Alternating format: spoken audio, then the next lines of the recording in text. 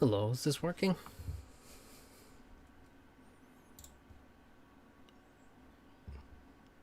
YouTube just said the stream could not be created for a second there. But other than that, it seems like it's working.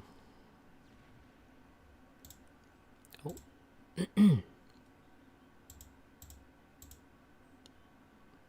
What's up, Thomas? What's up, Alistair? Okay, so we are all good.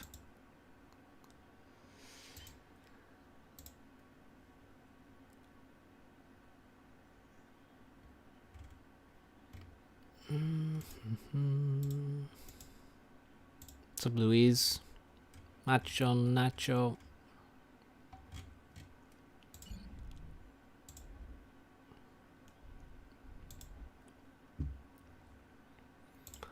Caucasus Han is here to invade. Invade Europe from the Caucasus. What's up, Falcon? Hello, hello. We're back, boys. We are back. It's on the docket. Well, so far, this replay. Other than that, my plan doesn't exist. But there was a replay, and it had multiple reviews that were positive. And I have not seen the game, so let's see. So this is the final day of the map gen ladder week. All map gen all the time for a week, ending today. What's up, Bully? What's up, D-Mackie? Stuck in traffic.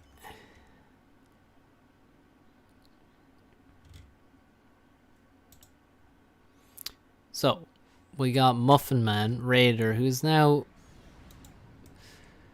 over 2100.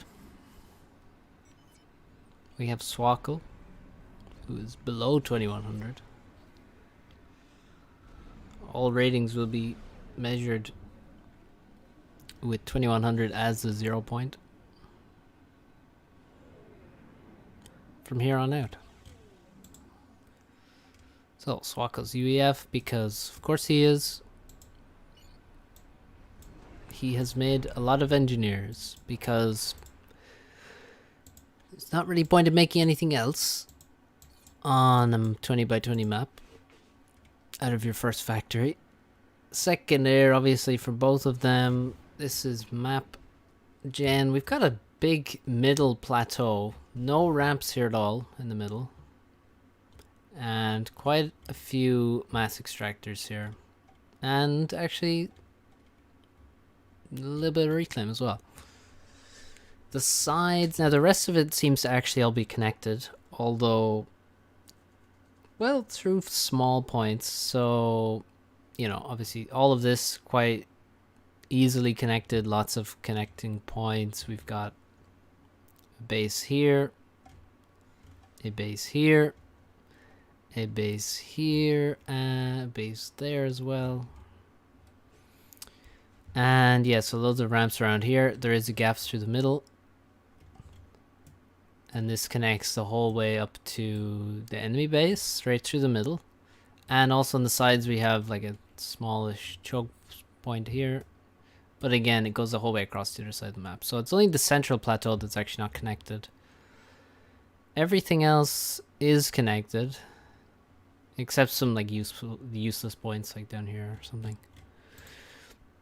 So I feel like the middle plateau is very, very important, and most of the combat may end up down the sides. A couple of reclaim patches, actually 4 patches of reclaim here. Oh, 2 more here.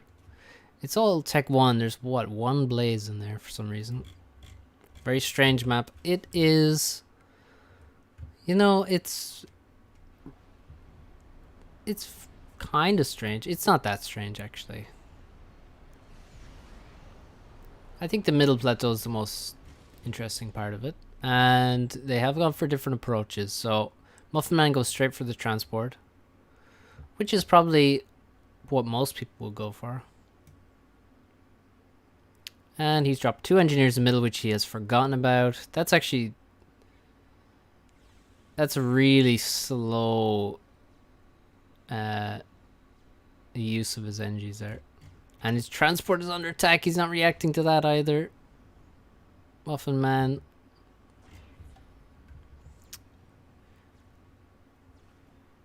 He has lost the transport, but the engie survived. And these engies are dead now. And that's why you put your engies... you split them, so they can't both be bombed by a single bomb. Did he actually drop here? He must have dropped here, surely. There are 2 engineers here at factory. All the mexes are built. Swakkel's expanding there with a single engineer. I feel like he must have dropped here because he only had 2 engies here and 1 here. So... I feel like he must have dropped here. Although that would be really strange to me. Oh, wow. There's a lot to roast in this opening. Much roasting available here. For one, if he dropped here, then that seems like very silly. To drop 2 engineers to the absolute closest position to you makes no sense to me. If he didn't drop there and he walked 2 engineers there quickly, then that's also quite bad because then he only has 3 engineers on his early transport. He drops 2 here, builds a mech, and doesn't split the engies. And the next engie, well, yeah, he lost the transport, fair enough. But now he's spamming Zooies out of this factory. That is insane. That is insane. Where are they going? Why? Why are they going there? This is absolutely mind-boggling. There's not even a base that he's aiming at. So, fair enough. Whatever. Swakkel looks to have walked in all directions, and this is working for him. I don't think he dropped here. Although it is 6 minutes, surely he did. Surely by now he would have dropped. I hope that wasn't his first drop. Anyway, he drops over here. 3 NGs. Again, he doesn't split them and there is a bomber coming. Please split your engineers, my friends. Please, especially when somebody comes and clears air directly over all of the NGs. That should be a warning sign that maybe he's going to do something after that. And he is. He's going to bomb all the engines at once. Because, of course he is. That's why he sent all of his indies there to clear the airspace. So we have 2 engineers here. They have been dropped by this transport. 1 engineer dropped into this reclaim field. He's going to build a factory. He builds a reclaim outside the factory so he doesn't reclaim anything. Probably has full mass, does he? No, he doesn't. Nothing here. You could easily have walked here like a long ass time ago. But okay, he didn't. Yeah, so this Zooey spam still has yet to do anything. That's 700 mass plus the factory. Doesn't have this reclaim or anything. Yeah, so some tips on 1v1, guys. What's up, Azult? Tips on a 20 by 20 map. Oh, the bomber's looking for more kills. He might find it. Oh, will this factory finish? Is the bomber attacking the NG? He's attack moving. The factory will finish as the bomb is launched and it just hits a max. Right. No, does MapGen ever do like a 40 by 40? I don't know if you can select 40 by 40 in MapGen. I don't know if you can. I suspect you can't. And I guess that's just because no one plays 40 by 40 anyway. So, but I actually am not sure. So yeah, some tips on 20 by 20. Walk to your expansions. When there's this many, you can't drop everywhere. You can't. That's a nice bomb. Oh. See, with a bit of micro, he would have denied the factory. But he does have Zuis, so we'll see.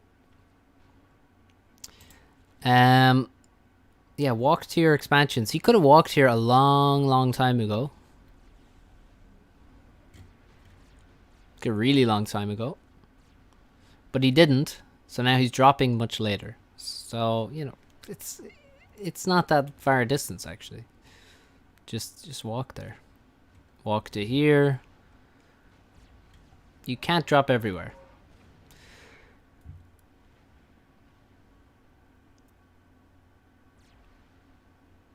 This gen is kind of interesting. I think it's pretty good. The Zuis finally arrive at a target. So you should just send out some lone NGs to different expansions. Yes. And you should also drop stuff. But don't think that because you're dropping stuff that you can't walk anywhere. Or that you have to drop everywhere. This is not the case.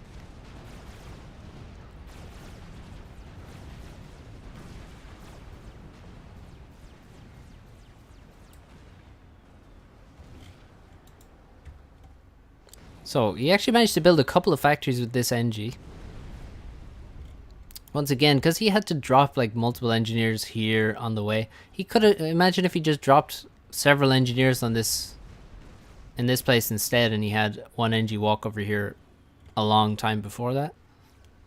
You know, you want to free up your transports, you need to drop in the more important locations and walk to the less important ones, or the closer ones. He does get another drop away though. And he's going to try and get a proxy here. Definitely going to be a serious fight on the right hand side, but like the left hand side, there's nothing going on. Except the Zui spam, which I am going to categorize as a failure.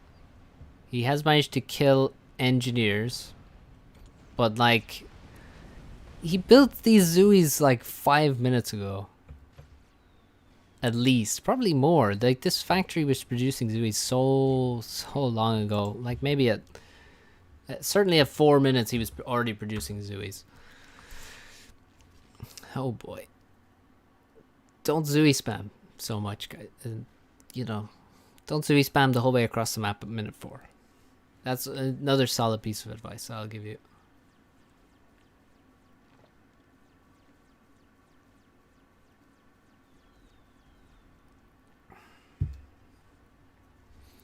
Swackle has the middle completely. Pretty much for free. He just bombed the 2 NGs at the start and that was it. That was the only thing he needed to do. He still only has 4 of the Mexes. Sorry, now he has 5.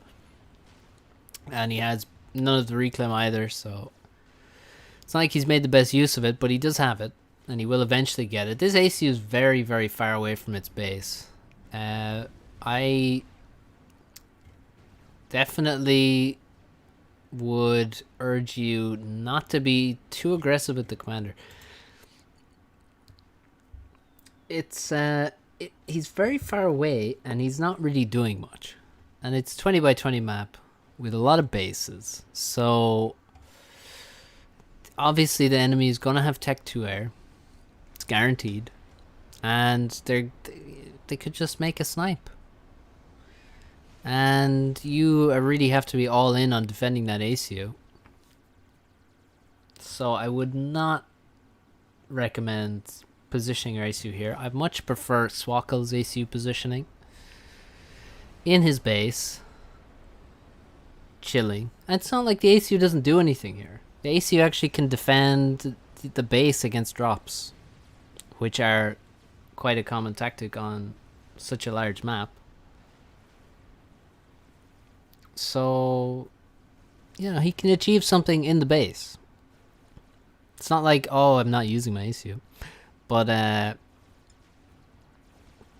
yeah, this is just very risky. And what's the reward? 4 factories. Yay. As if a couple engineers couldn't have built those. Gunships used to defend against this attack. These Swackles run down this ramp, through this gap here. And problem is that on this path there's nothing. There are no mexes. Although there's a Tech 2 mex here. There's a base down here, but yeah, the gunships need to be microed. He needs to come and quickly take out the Lobos, especially to... If he takes the Lobos, then he'll have loads of time to defend the mechs. But if the Lobos are alive, they will quickly do damage to that mass extractor. A few volleys and it'll go down. Bombers coming in after the production here. I'm surely someone has Tech 2 land. There we go. I mean, it's 14 minutes. You could have Tech 3 land at this point. And he did actually lose the Tech 2 mechs. Despite having Voltus in the area. That is quite unnecessary, that damage. And he needs to keep following. A lot of Tech 1 bombers. He's actually going to kill, like... Okay, no, there is Tech 1 anti-air now. He's already lost a factory. He's lost a lot of units that were... You know, units that were building in these factories have been bombed and killed.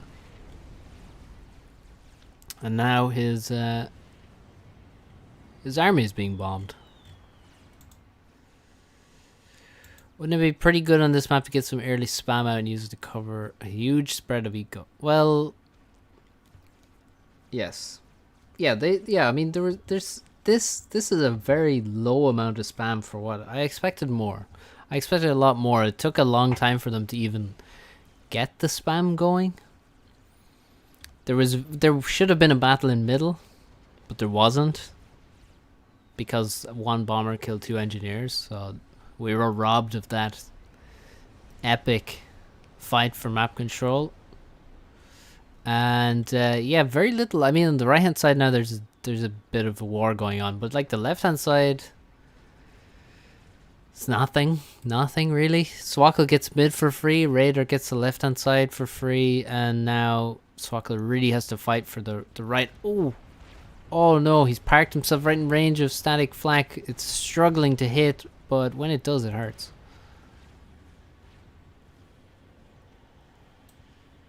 I feel like the Zuis are a pretty good idea if you just send them at the end. No, you don't know. Spamming Zuis from here was a very bad idea. As we saw, it did no damage. And it cost him a huge amount of mass for the time in the game that he made them. He basically spent the Tech 2 mechs very early on Zuis that did nothing. And they took 10 minutes to do nothing as well. It was horrible. Absolutely horrible. Speaking of horrible, this expansion is dying. That is horrible for Swackle, because there's Tech 2 mexes here. It's a lot of Voltus. And while he was distracted, Swackle was feeling good about himself. He was winning air control. Or was he? Because Muffin Man was like, yeah, let's micro an air fight while I send my gunships away to kill your expansion. Now he does lose all the gunships and he stopped chasing with the inties. But now, maybe he'll win air? Who knows? It's a scrappy one. Tricky to say. Now, what we know for certain is that Swackle should get the reclaim from this particular fight. The previous air fight we'll have to check out. Swackle's definitely losing this air fight. Oh, that's really bad. That's not micro. I was gonna say it's bad micro, but it's not micro. It's going AFK. But no, he wakes up again, and it didn't turn out too badly. The other fight, where was that? Was that just here? Or... Oh, here it was. Yeah. So, actually some of that was over the water. It's not too big a deal. The middle has completely died. In the meantime. What the hell? He lost every single mechs in the middle. Now he's losing his... Is that his only factory? And he has no NGs either. What the fuck? Oh no, he has one engine. One NG. This is the last guy in the middle plateau, and he's just grabbing a couple of T1 Rex. Okay. Fascinating. Now, over here we have... Oh. Yeah, not sure about that one. I think he's going to regret making this HQ here. problem is he made it so much later and with such a small land army to defend it. If you invest in this kind of thing, you better be able to defend it, otherwise build it in your base and build a support factory forward. Yes, you'll be slower to get the Tech 2 production going, but like he's just gonna lose his Tech 2 HQ now for very little. Tech 3 land would be nice. That feels like that would be an approach, or Tech 3 air. Hey, look at that, Tech 3 air and Tech 3 mass extractor. I'm not sure which I prefer. Ooh, second Tech 3 mechs, in fact. So Swakkel's got a Tech 3 mechs. In the meantime, he managed to lose every single mechs in this expansion and in the middle. So, there was a price to be paid for that.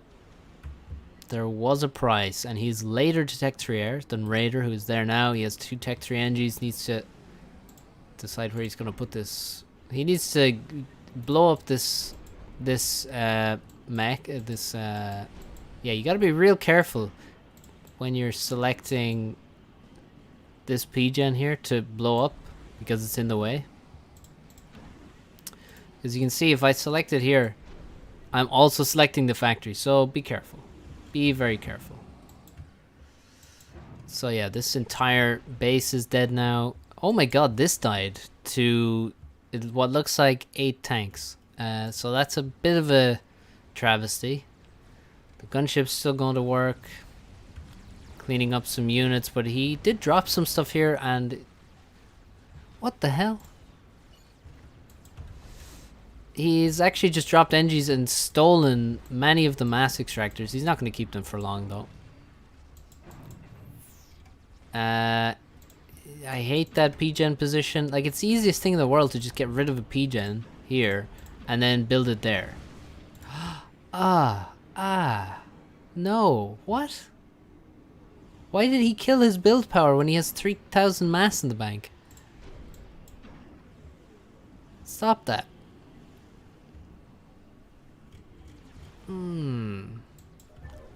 Beautiful radar coverage. Yes. There is... Oh, that's 2 artillery drops directly through the middle that get shot down. Holy shit, how did they get... What? Okay. On the right hand side, all of those units, now that they've killed all of this production, will be heading towards the main base. They would have headed here, however, this is already dead somehow. And there's no intention of Raider replacing that, apparently. So, looking good for Swakkel now. Although he is still slightly behind on mass. He's only now starting his Tech 3 P-gen. He's making a 3rd Tech 3 mechs. He is got a nice 5 Tech 2 P-gens. Not bad. No energy storage. He has 1 Sparky, though. Somewhere.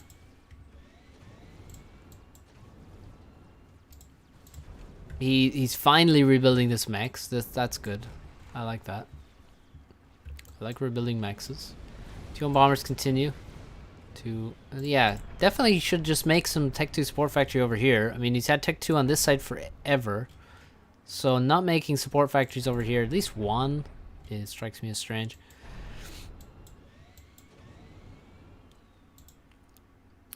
And yeah, here come the units. Now he's spamming a decent, Ilchi's coming out with a decent clip here. So he's gonna have a pretty fine army for now. But it's mostly Tech 1 coming here. There are some pillars, there's a mongoose marching forward. But the Tech 2 is sort of thin numbers. Oh, except for this army now that's coming later is pretty stacked with pillars, actually, so that's not bad. And there's flak mixed in there, so a little bit scarier. The middle it's incredible what the middle has, what has happened in the middle of the map throughout this game. Sam going up for Swakkel, I'd like that approach. Wait a second, he's building a Sam in his base while building a strap armor. Now that is slightly strange. Would have been nice to get some Tech 2 over here, you know, a flak even. Tech 2. See, you could get a Tech 2 Engie and just build a shield there. Let me grab an Engie and I'll show you that you can cover everything. He's got no tech engineers there. Yeah, like one Tech 2 shield here would defend everything.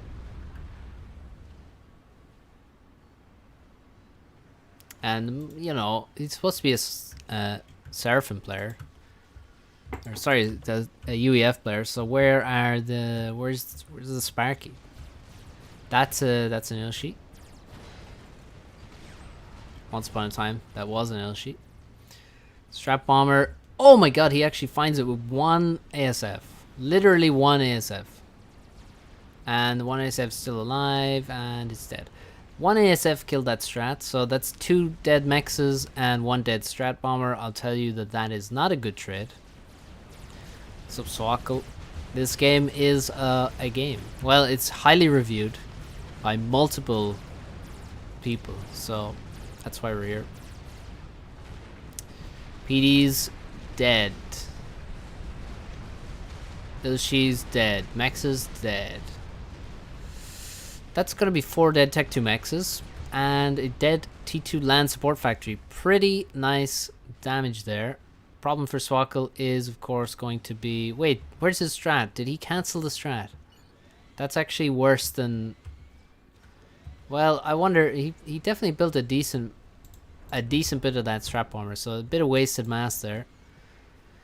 But maybe better than just building it and letting it die. Oh no, there it is! What the hell, it didn't show up in my... It doesn't come up on my select all bombers hotkey. What the hell is going on? That's... What's going on with my hotkeys? Oh, it's the deprioritizer. There's something I need to actually customize it again because it got fucked up.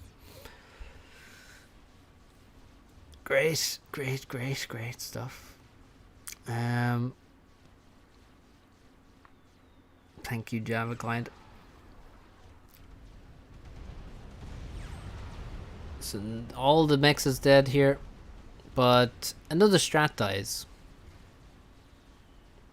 This strat is working on killing a Tech 1 army, mostly a Tech 1 army. Oh, the pain of not having a Tech 3 gunship. He feels forced into bombing strikers now with this strat, so not a move I endorse. And finally a pillar army has arrived, and here we get to see what defender's advantage really looks like. A man sends an army across a 20 by 20 map. At the halfway point, his enemy upgrades a factory to Tech 2 and begins building the army that will defend. And that guy that defended wins the fight and gets the reclaim. Now, if that doesn't explain defender's advantage to you, you may never understand it. Well, he actually hit a Tech 2 unit there, so it's almost worth it. With the strat. Not reclaiming this wreck. Well, Swackle probably has an absolutely full mass bar. He's got 5k. It's actually dropping rapidly, which tells me he's probably making a Tech 3 mech somewhere. Or a lot of Tech 2 mexes. Those are upgrading. Storages. That's upgrading, and there's storages. These are all upgrading. He's just finished Tech 3 mechs there. Should probably upgrade these. Still no Tech 2 here for some reason. Literally one shield will be good. Omni sensor would also not go astray. ASF caught. Why are they here? Why, oh why, oh why would you send your ASF over there? I suspect he went to kill some strap bombers that were bombing his Tech 1 land. So one guy was bombing Tech 1 land with a strat. The other guy was like, I need to invest all of my ASF in stopping that. Instead of thinking, wow, I'm glad he's using his strats for that. So, you know, that's how it goes, I guess. So we got 12 ASF for Swackle. He manages 2 ASF seem to have escaped.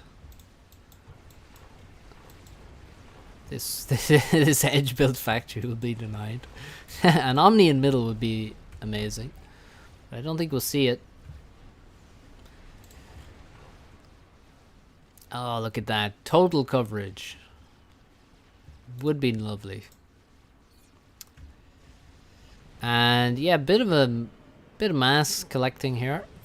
Directly in front of the base of Raider. And they are dead even on mass. Dead even. Just over the 200k mark. Let's see, how many ASF do we have? For Swackle, we have 17, and we have 21, so it's very even, slightly more for Raider. He is stalling heavily as he makes some Tech 3 Mexes, I guess. Still making Tech 2 land. I never understand why people are really slow in some situations to just go Tech 3 land. Swackle's there. That's great. I mean, it took him a while, but he does have 5 Tech 3 units now. No comparison between having Titans or Pillars. Okay, there's no Tech 2 unit. I mean, yeah, he could make Riptides, I guess. 3.7 speed. But really, you want Titans. You want the Titans. Much more powerful. A little bit faster.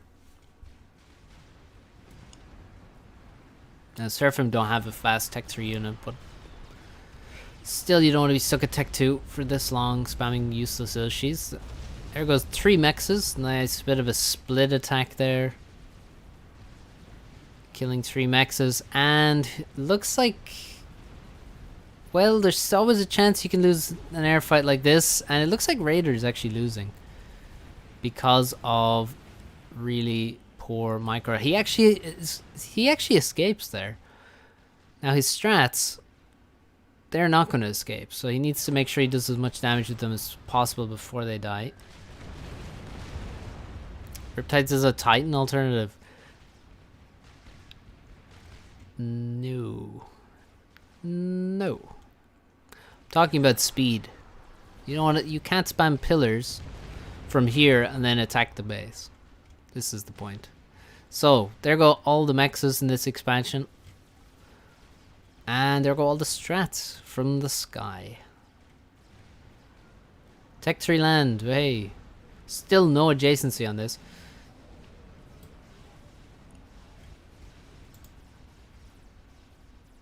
I hear the Titans.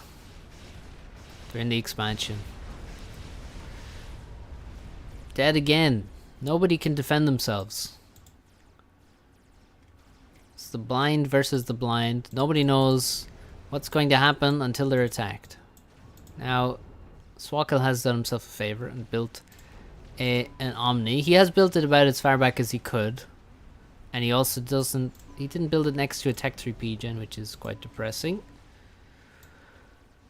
But he does have good vision on his side of the map and some on the enemy side. And this is simply Lobos. And they are also being strap bombed. How did these survive? 3 strats for 7 Tech 2 mechs is a good trade. No. Not really. I mean, look, it's good because Swackle is not grabbing the mass. That makes it good, but really it's not good.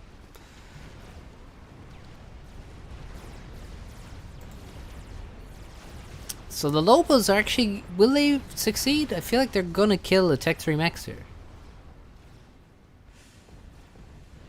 Oh. You hate to see it. You hate to see it. He manages to kill a Tech 3 mechs. More worrying though is the fact that there's Tech 3 mexes in that expansion. Now let's see. Yeah, Swackle actually about to complete Tech 3 mexes.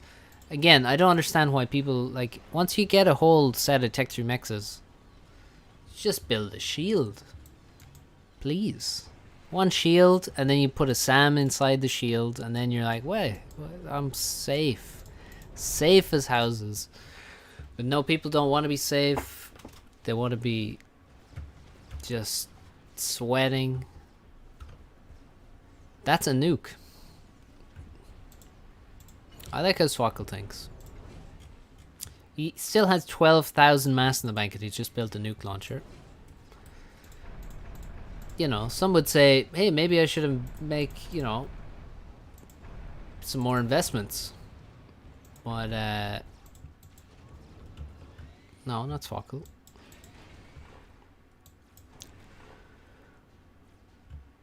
Could probably build, you know, 4 times the air grid that he has.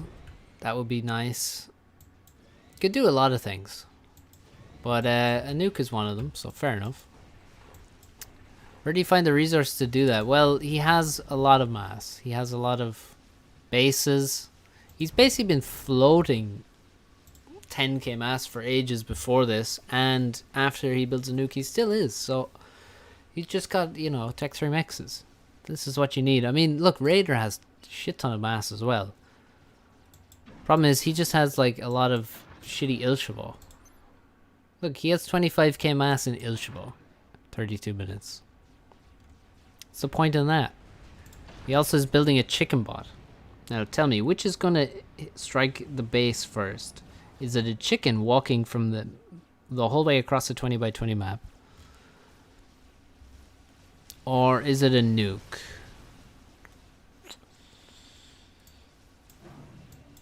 I think I know. Here again we have Defender's Advantage making itself known. I mean, Swackle just donating mass here. Somehow there's a flak and 3 shields in his base though. What? How did you get here? What's up, Noah? Self-defense chicken. I mean, I don't think so. I mean, he's already got loads of self-defense Othams. Yeah, like, if he built a chicken here, that'd be good. If he had, you know, any Tech 3 land production outside of his main base, that'd be good. Oh, he does. He has one factory here. Still making chickens. Stop. Stop that. Chickens don't have anti-nuke. It's true. It's true. Maybe one day. Swackle remembers that he should continue adding production.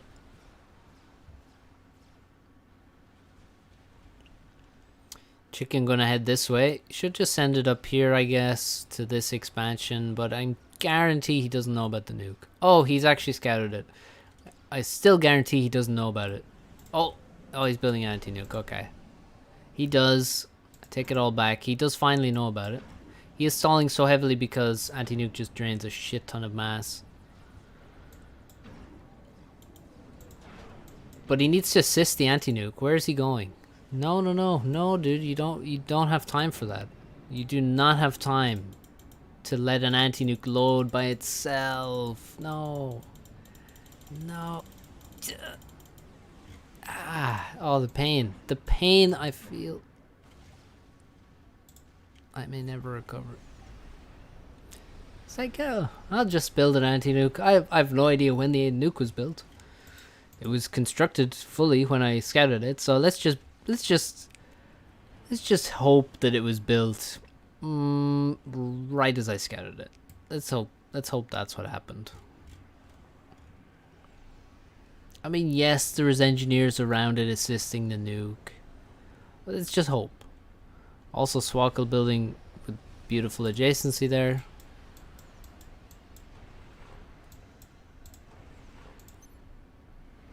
Very nicely played. I mean, that's not even close. That is not even close, dude. I hope you're zoomed out like about this far when you place this. Nuke defense through hope and prayer. Yeah, maybe he is a believer. Yeah, I'm looking around for any other power, and I don't see any.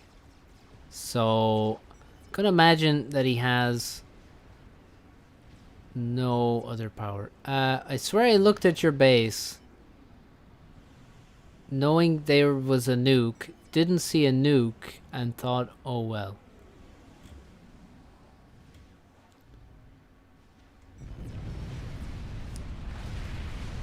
What? What? What did that mean?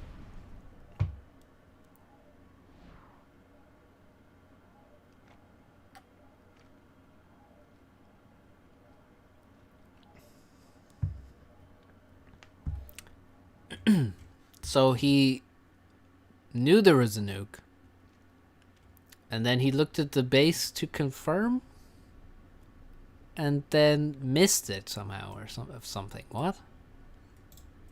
I mean, it's pretty obvious. It's not even... There's... You can even see it, like, it's here.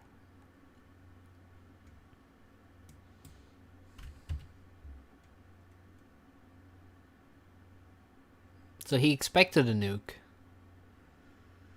looked at the base, and somehow missed it. Although it's right there. Alright, well, fair enough. I don't... Whatever he meant, he died. Who reviewed this replay? It's a good question that I do not know the answer to. 3 people did. I don't know if it even says who reviewed it, unless they actually write something. Yeah, I mean... a lot of decisions that we all have to question here. What's up, Mike? What's up, Dahongshan? I will often build nukes in situations like this. Good. Good. Did the nuke got nerfed or changed in the last 1 year? And no. A little bit, maybe 2 years ago. Actually, I don't even know when. I'm gonna say 2 years ago. It did get... The assisting a nuke was nerfed. So, you know, assisting it became less effective.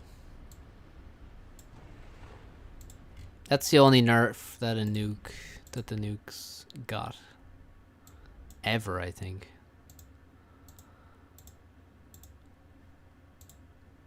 At least on FAF that I know of.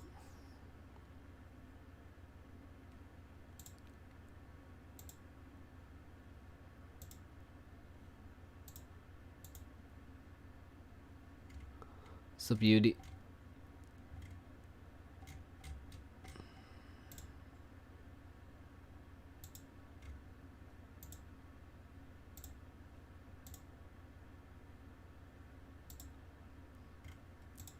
What's up, Scoot? They got heavily nerfed. Takes way longer to build. Oh, you mean...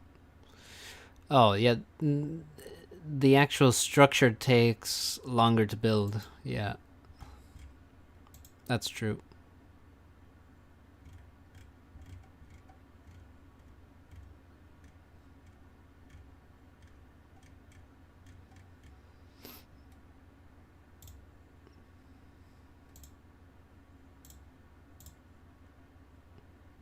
Okay.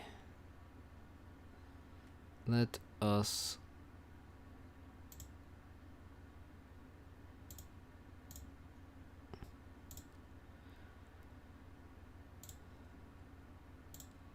search for more replays.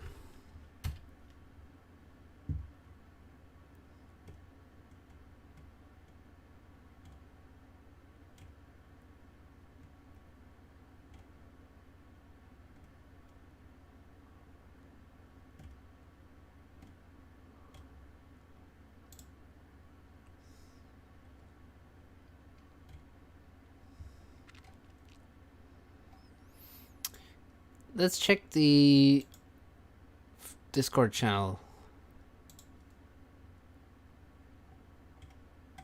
for some epic replays.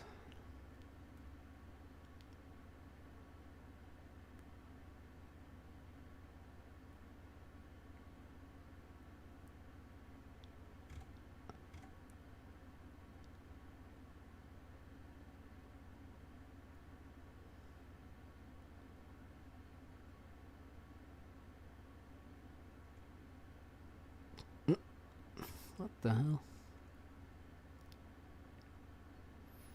Oh my god, 2 hours, 10 minutes. Nope. Nope, nope.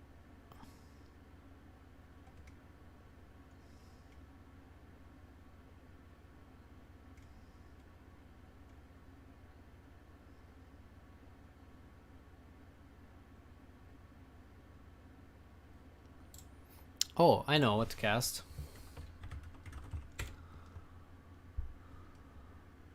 I do. One moment.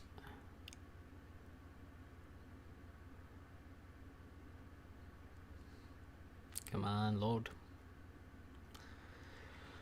Load for me. Jesus.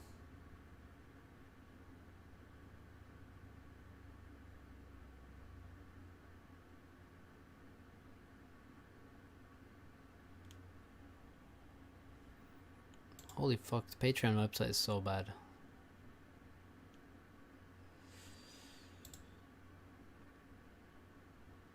It can't even load messages. Come on. Alright. Take a drink while I wait for this.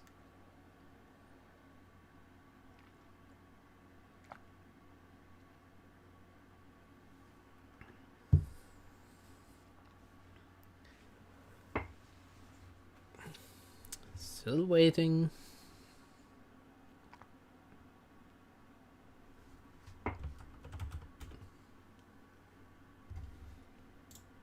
This is ridiculous now.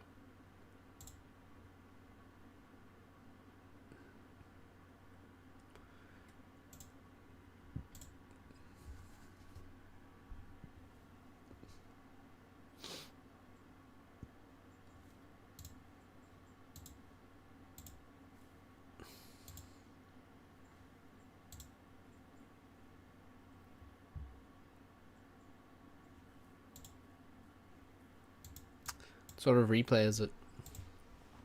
It is... Oh my god, I got it easier through my email. Patreon literally won't load.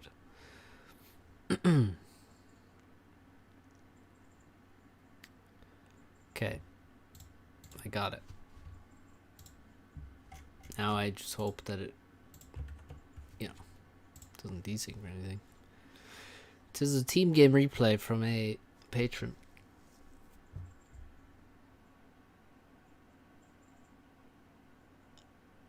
So let's see what he's got for us.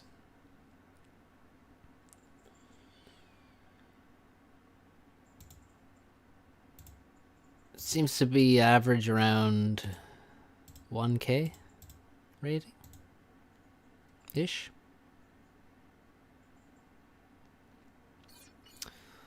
So Marco.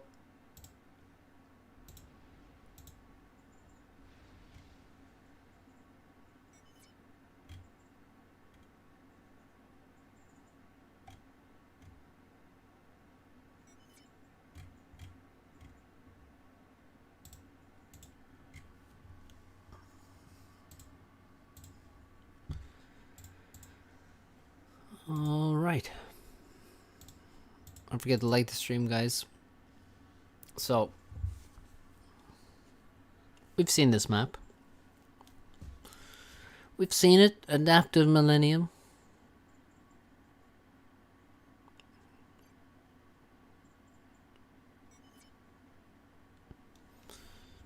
Maybe it'll be capitalized at some point, but for now, nope. Okay, who do we have? What's the average rating here? Yeah, it's like 1K average. One outlier, Bramble, 1600. By far the highest rated player. Don't think I've heard of this guy before. We have a 6v6 setup here. So, the top side we got Atropos. We got Squealer. One of my patrons on Patreon, he sent me the replay. He's in the air slot. So Peter, how's it going? Squealer. We got Cool McGurr. Wherever you see the Mac MC, that's an Irish name.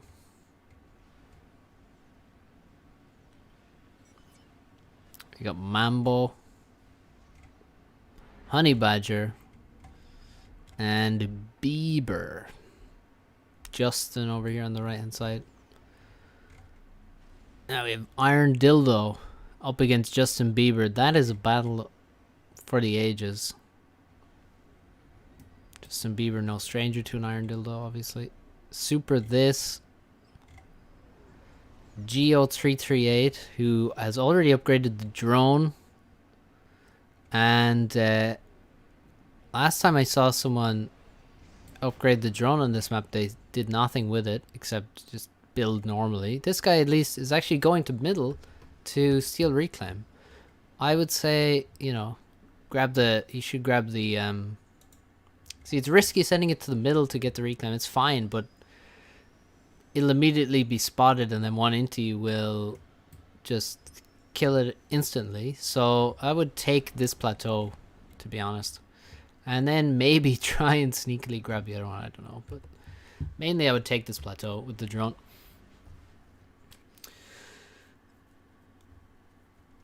Continuing on, we have Bramall, who we've mentioned already. We have Once Handsome. So no longer handsome, I guess. And we have Louis.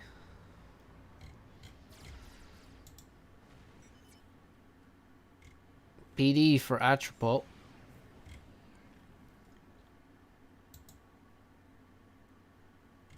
Wow, he's actually going. He's just taking reclaim. He's not building anything. You take the mid one first because it's contestable. Lol. But like this drone should have been dead like a long time ago. Because like once you got to middle, there's already stuff there, so it should just get shot down instantly. So don't really think so. Also, why play safe versus 1Ks? Well, look, I'm not here to tell you how to abuse 1Ks. That's not how you improve.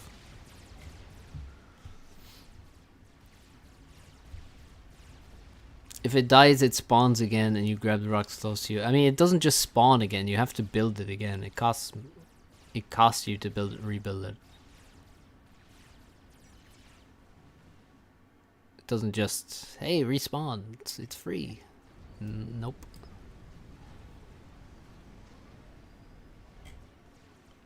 Let's check the cost here. 120, 2,400.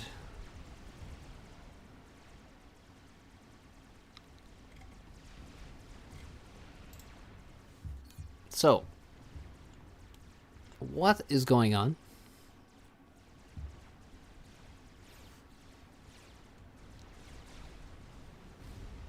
This guy is making a Tech 3 Max at minute 5. Holy shit. And he's one of the highest rated dudes in the game. He is making a Tech 3 Max. I wonder if he's doing it by accident. What's up, Mr. K? I see a lot of 600s try to play standard spam. They're top for ladder. Lose to flood. Yeah. Well, What's your point though?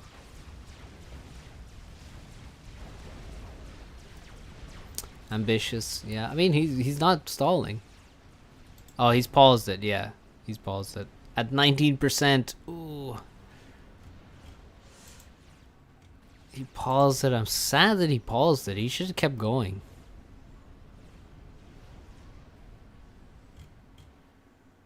To play different, to abuse different people. Yeah, you do. I agree. I mean, nowhere did I say. I'm just saying you shouldn't do the wrong thing because a noob won't punish you. So, like, you shouldn't just send your drone across the map because you don't think they'll shoot it down. That's kind of... should, you know... not great.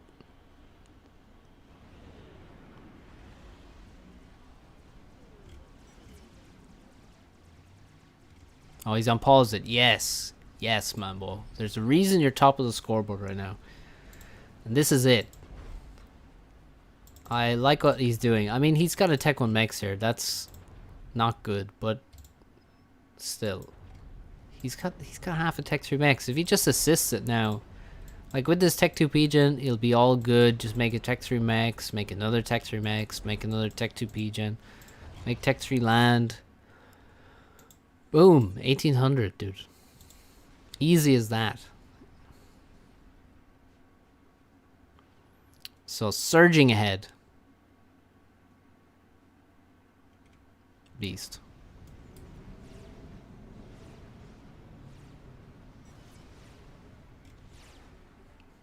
Meanwhile, not much going on. This guy has actually lost a lot of HP. Oh, Louis got the gun, and he really should just march forward, but he's gonna chill and make Nano first. He really could just walk forward and kill Atropos right now. Although he can go into the water, so I guess... I mean, he may force him into the water with 6 tanks or something, I don't know. There goes an overcharge. 3 go down.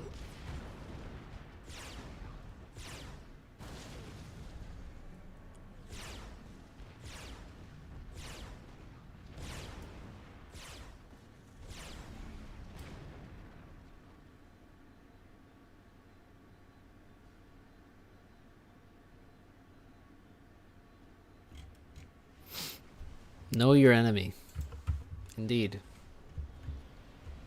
Well, I think the thing is, you know, what you're saying, Boom, is like, you know, you see people who are like, oh, I've been told to spam Tech 1, so that's what I do. It's like, that's the thing with, okay, finally the Tech 3 Mex. Oh, look at that. Yes. Yes. People are given rules to follow. And you're given rules to follow because you don't understand the game to a sufficient degree to make your own informed decisions. So, ideally, as you go up, you use the rules as, you know, like a scaffold. Because you can't just look at the game and know what to do. But as you improve, you can, you know, bend the rules or discard them. He has 2 Tech 2 artilleries and a stealth field. Now there's no rules that say to do this. There are rules that tell you not to do this. And there's a reason why. He has got Tech 2 and he's not building anything. He's instead using his unupgraded weapon. His enemy, Iron Dildo, is penetrating his defenses.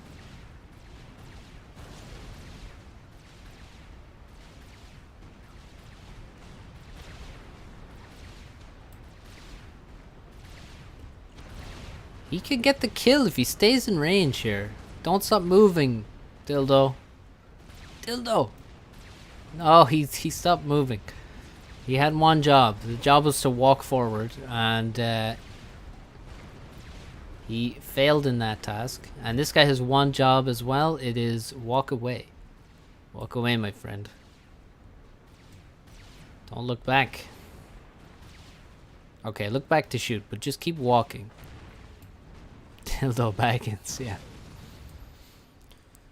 Dildo Baggins marching to Mordor.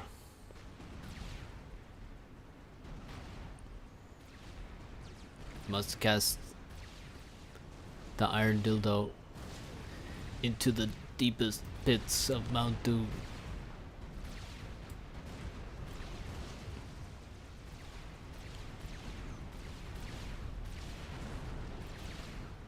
He is so dead. But not yet. He needs to just, you know, target the ACU. You can do this by right-clicking the attack button in your build menu, on the bottom left. Shield, look at the teamwork. Look at the team play. Keep running back, says Honey Badger with the motivational words. Dildo all the way in the base now. He's got the gun. He's taken 0 damage, literally 0 damage. Yeah, don't build 2 artilleries. By the way.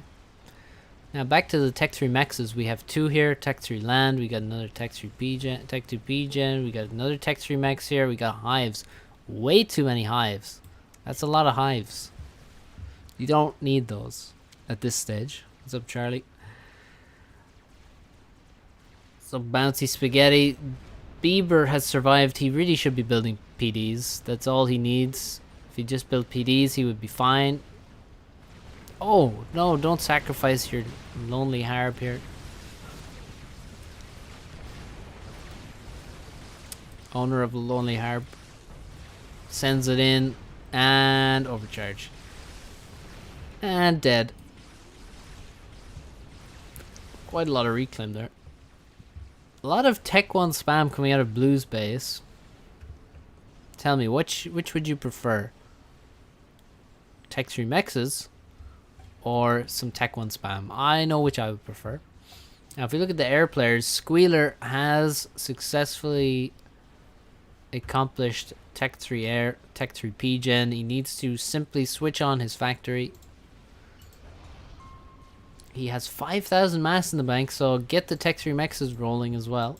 And get another Tech 3 P-gen going as well. Yeah, there we go. Turn on the factory. Ooh, gunships. Who needs... He just built it for gunships. And guess what? His opponent has got a Tech 3 mex, which we like. But he does not even have the Tech 3 air upgrade like nearly completed. So that's a negative. It's a net negative on that one.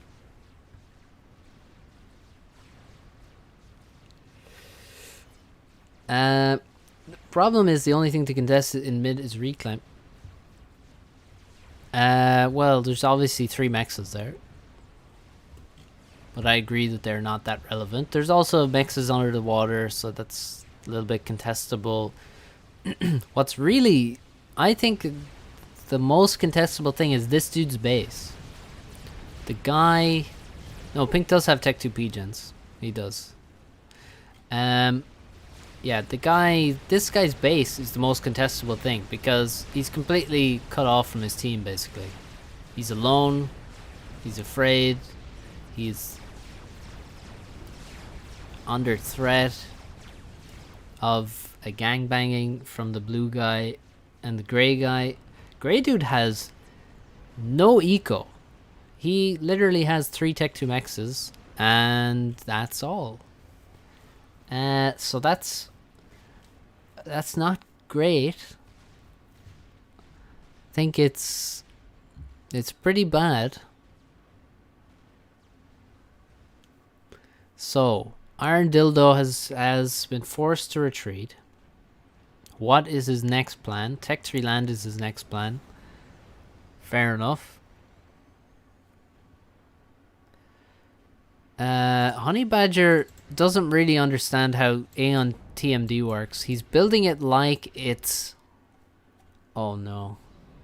Okay, at least he finished this Tech 3 mex. I'm glad he did. So it doesn't die. All of his NGs die though. All of them. Bramble has his Strap Bomber. Squealer's had it air for a long time. I hope it appears and kills the strap bomber soon, because Bramble, the 1600, is ground firing effectively. Feels like the resolution dropped, but YouTube says 1080p still. Well,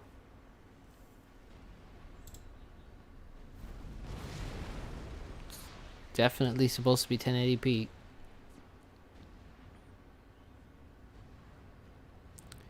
$40 kills. That's 2 more dead mexes now. Oh, please kill the strat bomber. Mobile Tech 3 air, or Tech 3, sorry, Tech 3 mobile anti-air. Let me get those words in the right order. So Pauli, reclaim is like sex. It is only temporary. Mexes instead are forever. They are, unless the enemy strap bombs them, which is, you know, it's happening, sadly. So Squealer definitely pretty late on the reaction there with this, the ASF, but he just shoot it down. Strat lands inside this dude's base. He should be thankful for that. He didn't get bombed. He just got a strat wreck. Loads of reclaim. Nobody gives a shit about reclaim. All my homies hate reclaim. And all my homies are 1k rated or less. This guy is making RAS. He still has not made Tech 3 air. I'm pretty sure that's RAS. Yeah, now he's making ARAS.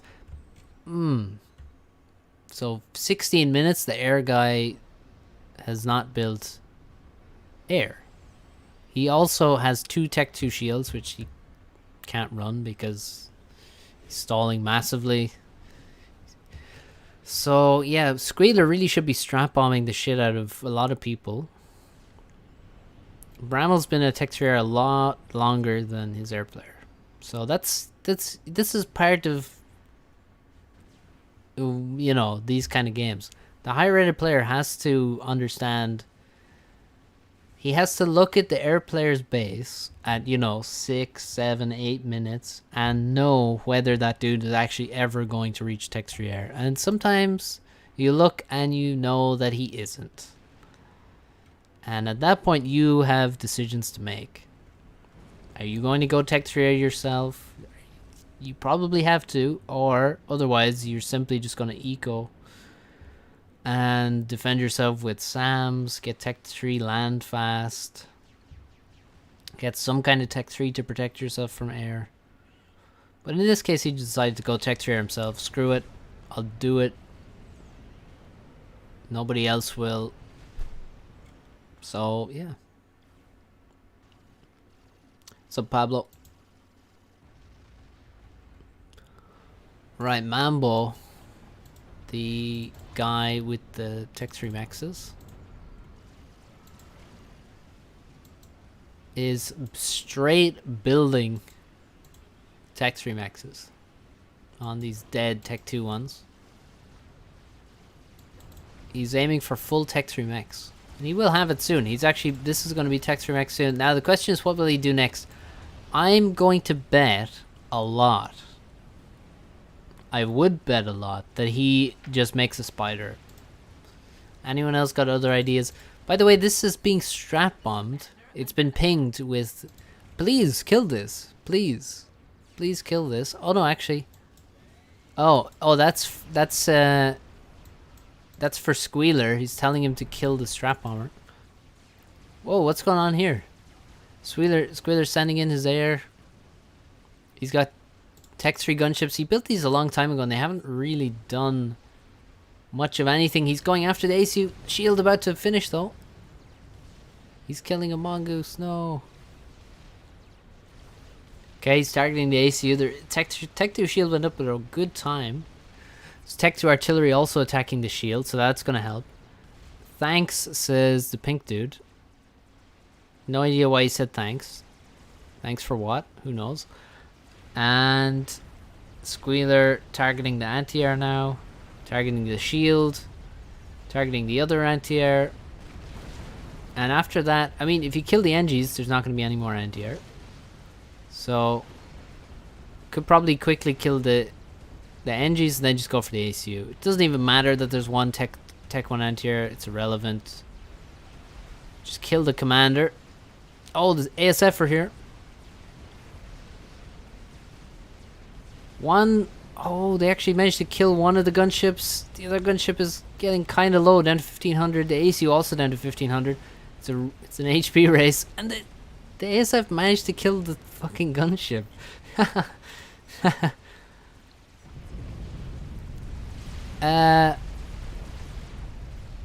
And I think this guy just got strap bombed by his teammate. Yeah, there's the strap bomb. He just bombed this dude's PDs and stuff. And he's just like, the fuck?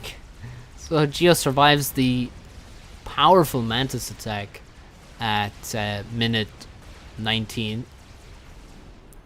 The Mantis did incentivize that strap bomber to just bomb his teammates, so that was the advantage. Did we run out of high level ones? I was just sent this one, so I decided to watch it. So this guy did actually die though, and I missed what killed him. What was it? Was it the? It could have been the artillery. Let me see if they're actually in range. Sure they were. Yeah. Oh man, I get the feeling. I mean, one arty shot would have killed him. I think the arty killed him.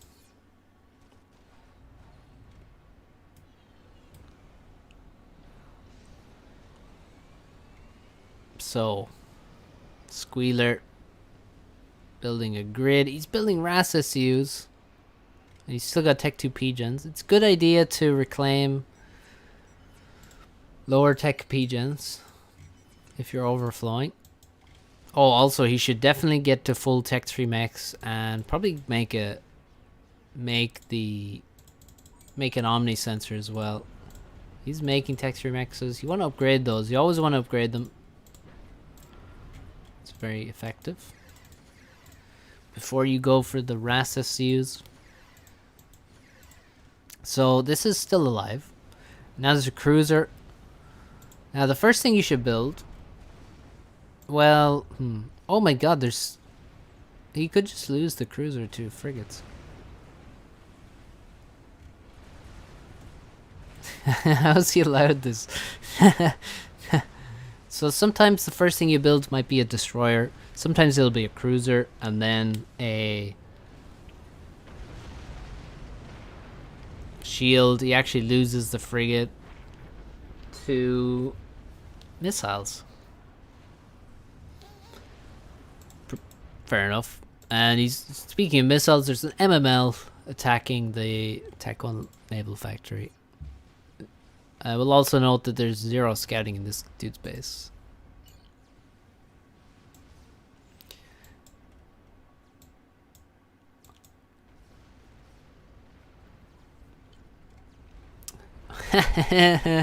Called it. Absolutely called it. It was all Tech 3 Rexes followed by a monkey. That's a lot of T2PDs. No idea why he built all of those, but he did. Now, the next thing he's gonna build. There's a smaller chance that it's a spider, but I still think that's the number one option.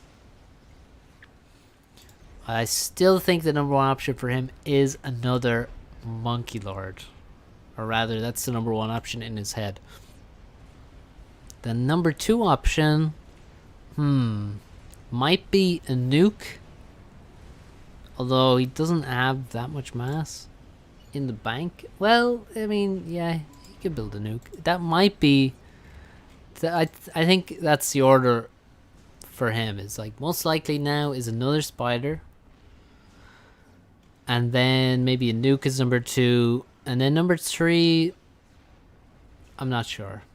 He also is building RAS SCUs. Fascinating. Well, he's already building the Raspace boom. And you see his hives are not next to the... Oh, he actually has more hives there. Okay, great. Yeah, he's going to build something. Maybe another spider. This spider coming through the water, such a stealthy move. Who doesn't love sending a spider to pop out of the water at an unsuspecting victim? This is one way to get inside the range of Ravagers. He just comes out here, he can just kill everything.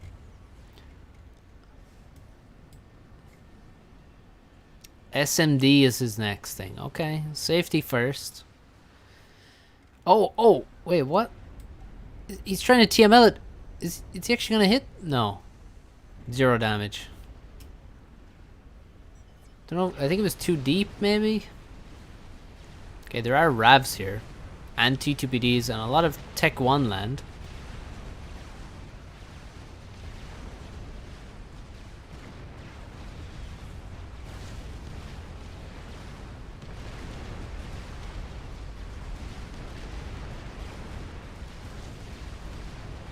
Oh, enemy spider. Surprise, motherfucker. Please don't hurt me. Fine, I'll fuck off. Lost over half his HP there. Managed to kill a couple of Ravs, some Tech 1 land, Tech 2 land. And slips away, but guess what? He's being chased by a full HP spider. Air fight, Squealer winning. Brutal fashion.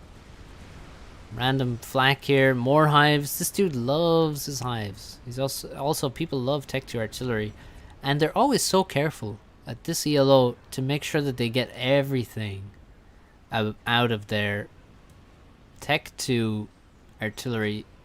You must have Tech 1 pigeons adjacent in a beautiful grid and a shield. Oh, he's going for the full upgraded shield. Wow. A second gateway. Here's the thing, guys. You really need to be building RAS SUs extremely fast before you need a second gateway. It is possible to reach that point, but you're not likely to reach it at this point in the game.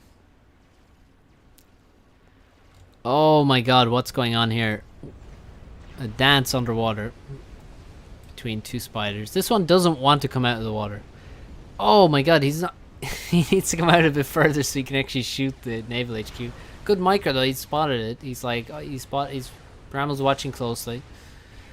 And there goes the T2 naval HQ. And the spider's like, my job here is done.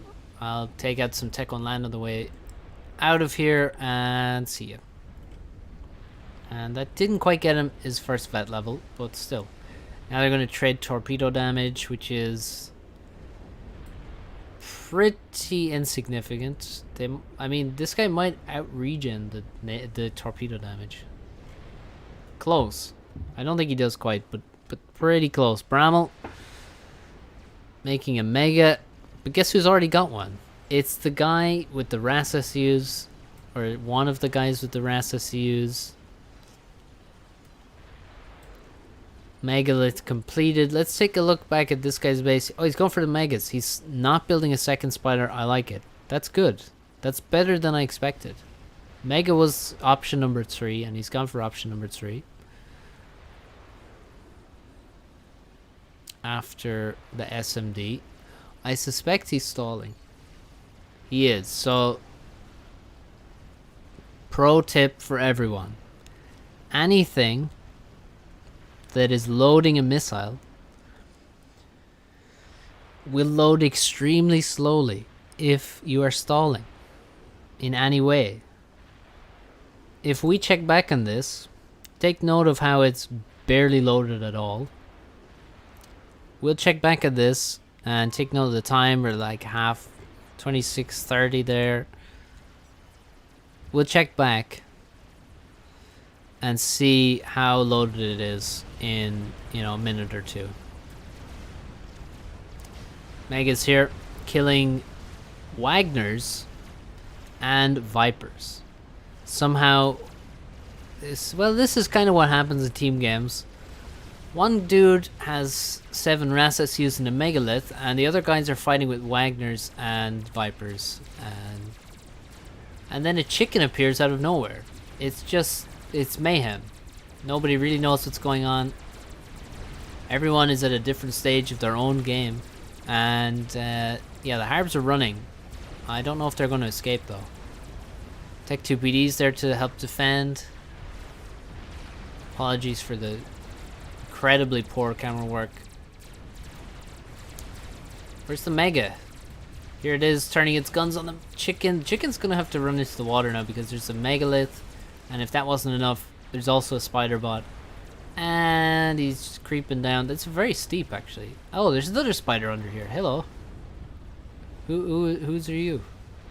Oh, it's the blue spider bot that was swimming around in this water before. So that's just a just a swimming spider.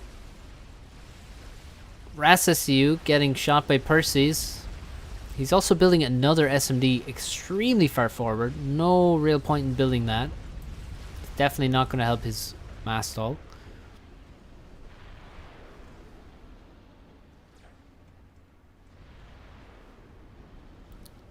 So, yeah. Oh, Bramble is the one. Yeah, he's taken over this base, which is fair enough. I mean, this guy died quite a while ago.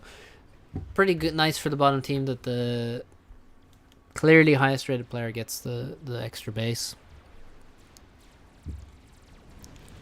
Somehow this dude has Cybern Tech 3P gens. What? Okay. I mean, that's terrible. Like, they just have less HP. So I don't know why he would do that. But okay. He got a Cybern NG for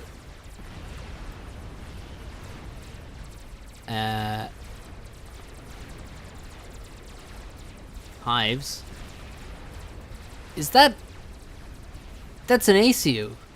That's not an SCU. Oh, please. Why? Why have you done this? Why are you there? And the chicken dies directly at that point.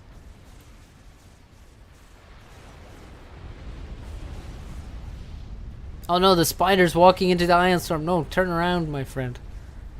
You don't want no part of this shit. Did he just dodge it expertly? He fucking did. He fucking did. Look at that. That's a badass. Careful on the cliff. You might get stuck. Alright. No, no, no, no. That's... No. Jesus. No, that... I guarantee that was a Rassasiu. It fucking was. 5,000 mass. Come on.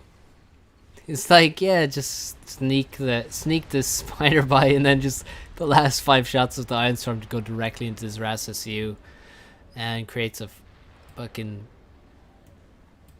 statue.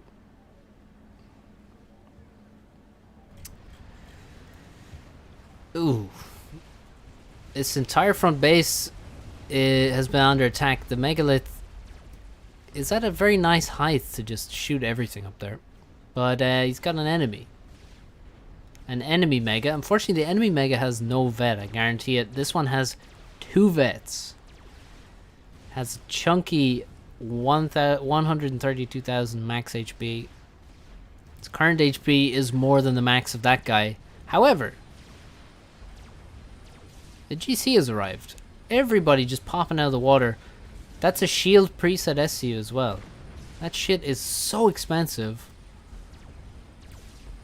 And its weapon is pathetic. But it does have 52,000 HP. That the Megalith just turns its ass to the GC and the Mega. Not a good approach. And now it's dead.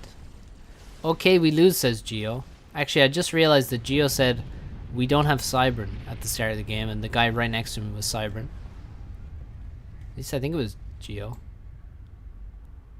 We don't have any Cybern equals tough game. The guy next to him literally was a Cybern player. An excellent PGen adjacency from Honey Badger there. Oh yeah, let's check on this SMD.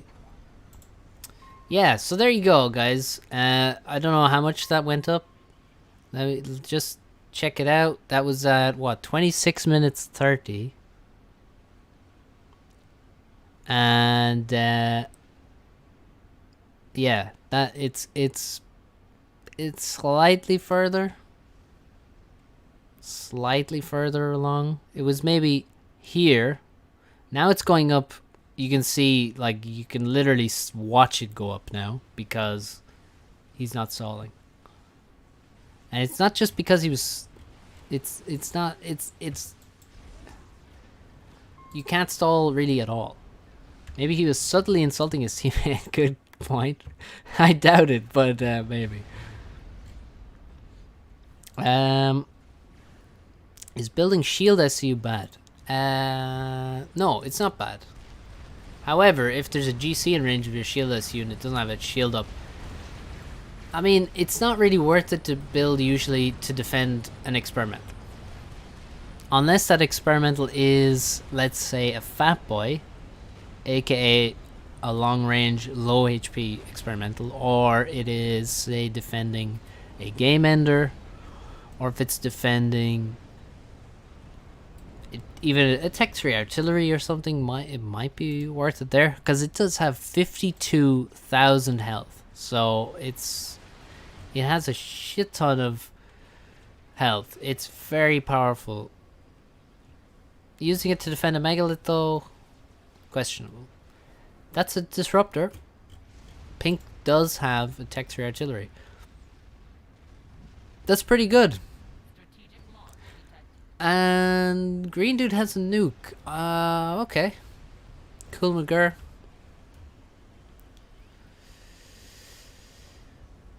Martin NM. Is that Martin? Is that Marcin?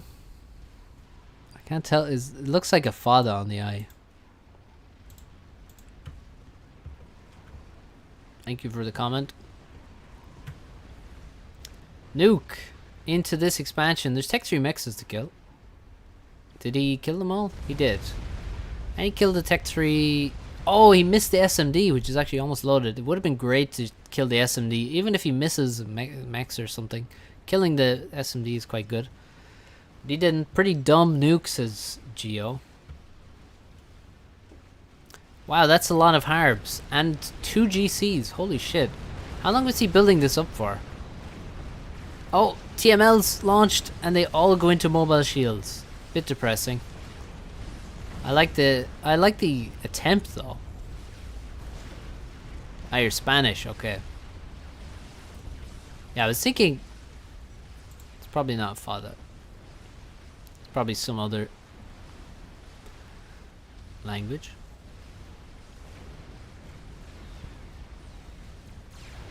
Not sure what that's called in Spanish.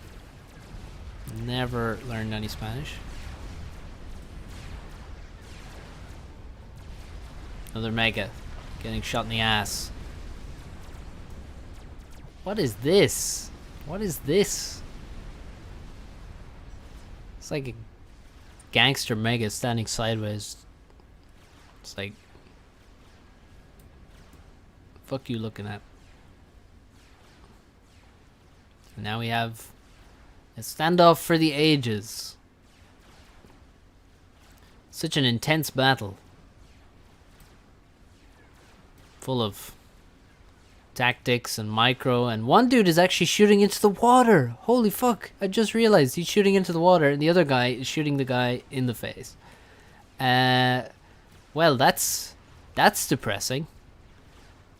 That is quite depressing.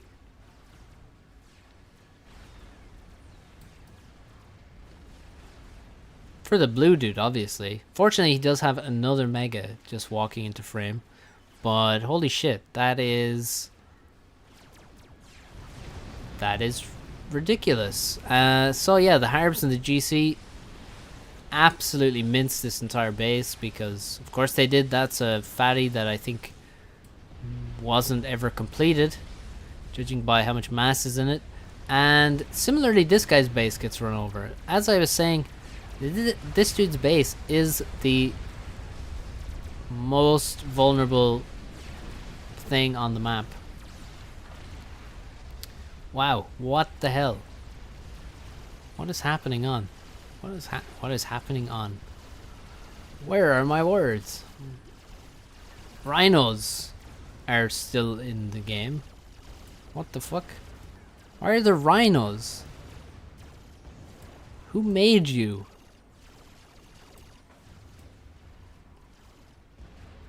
Yeah, very effective units at minute 35 when there's Tech 3 artillery on the field.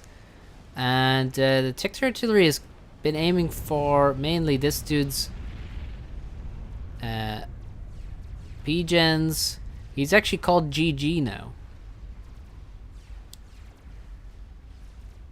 Why? Why did he control K? This guy literally has so many RAS SCUs. Okay, he's definitely losing his Mega. I guess that's what... Oh my god. He also had a whole army of Percys here. So, okay, he's losing the Mega. He does have Percys though, and he has loads of RAS SCUs. So...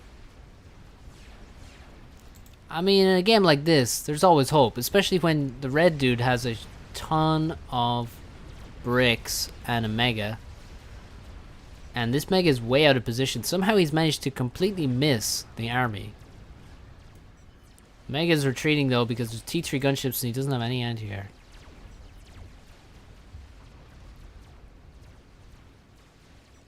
His teammate has air though.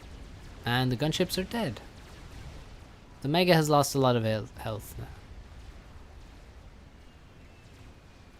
Bramble now has a shit ton of reclaim. The guy retreated all of his GCs. He's like, hey, I was gonna kill Geo, and then Geo killed himself, so I decided, let's go home. Job's done, boys. He did it himself. There's quite a number of strats coming. Yeah, that was a lot. That was a lot. I'm not sure how many. Except that it was many.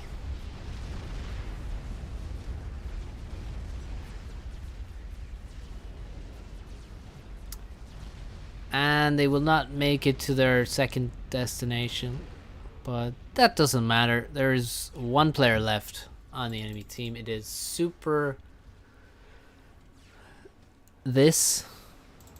Dice. Man's got shield for days. 11 Tech 3 shields. He's got like half a Tech 3 artillery and Tech 3 shields. So he should be pretty safe for now, but I'm sure there's more than one artillery at this point. There are 2 Tech 3 artilleries. Let's check back in on this SMD. It is loaded. Whoa. Man, it's amazing what happens when you don't stall. So always remember this, guys. If you were trying to load an SMD, you're going to get nuked. Do not stall mass. Of course, it goes without saying for most people not to stall energy. Because their shields will blink on and off. And at the very least, it's frustrating to look at. But do not stall mass when you're loading an SMD, or when you're loading a nuke launcher, or when you're loading nuke submarines. All missiles that are constructed in silos, whether they be for defense or attack, are affected by this. They do not agree with stalls at all. They are more affected by stalls than they should be.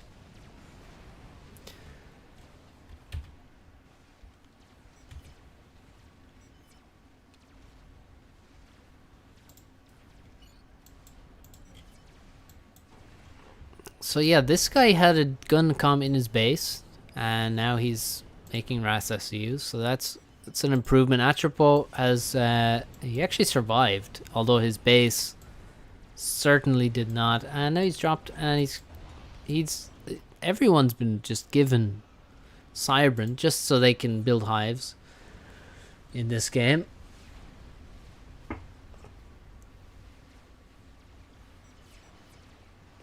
What's up, Space Monkey? Slowly but surely, I think the Tech 3 artillery is making some progress. R.I.P. the broadswords. Still never understood why people like hives so much. It's convenience. Simple as that. It's convenience.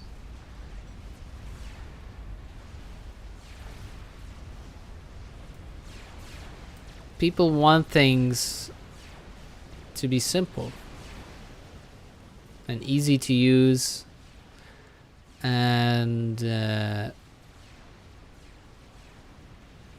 don't want to prepare for things. So if you want to be efficient, you have to think, what kind of build power do I need? It's like, oh, I would like to make an experimental. So what I'm gonna have to do is stop making Tech 3 land just so I can make more Tech 3 engineers. So you have to plan minutes in advance. With hives, they spam hives before they even have full Tech 3 mexes, which is very inefficient, but then they don't have to worry. They're just like, yeah, now whatever I want to do, I can just grab my hives and just build what I want. It's simple. I just select all the hives. They build stuff really fast. Even if I'm stalling 600 mass, whatever. I don't care about efficiency. Aren't UAF drones better since they have unlimited range? Well, the downside of drones is that they're less efficient. Like mass for build power. And that nuke lands, actually. Wow. G to the G. Drones do have infinite range, yes, that's an upside, but the downside is that they're less efficient from like mass per build power. They can be shot down by air units. And it's a little bit awkward to like select them all and stuff. It's much easier to just like have hives here and then you just select them and you just assist something in range. They're like a little bit easier to use in that way because really the hives, when they're upgraded, they have good range, so you can kind of fit everything inside the range. Or if you're Mambo, you just build more hives. Like he had loads of hives here, by the way. They died. This base died and was rebuilt. But like he just built extra hives here. He built hives here as well, and he had the initial ones here for power. You can see he fits all his power, both his HQs, Hexes, SMD, and he built his megas here as well. So, and they're more mass efficient. They are more mass efficient than kennels. Put drones in a control group. Yeah, that's a good idea. I actually recently got a... I think I got a select all drones hotkey. Although, when I will ever use that is... Well, we'll see. I haven't used it yet. And I forgot what it was. So that's why I looked it up there. I like the... This is a nice move though. I like just parking all of the anti-air outside the airbase and then getting the T3 stuff. Kennel drones don't get hit by air? Are you sure? I think they do. I'm pretty sure they do. I could be wrong because I never build them. You have a less one-sided game. Yeah, post the ID as I go and use the bathroom. BRB.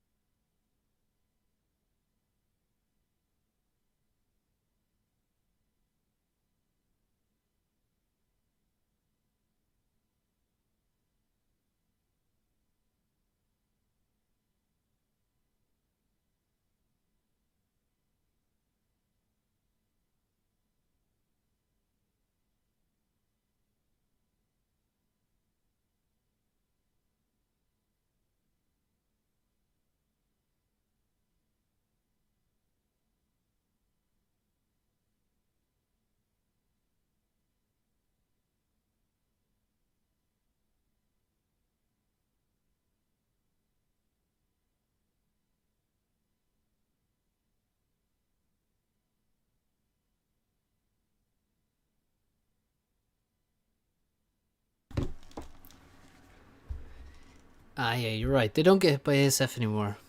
However, they can get hit by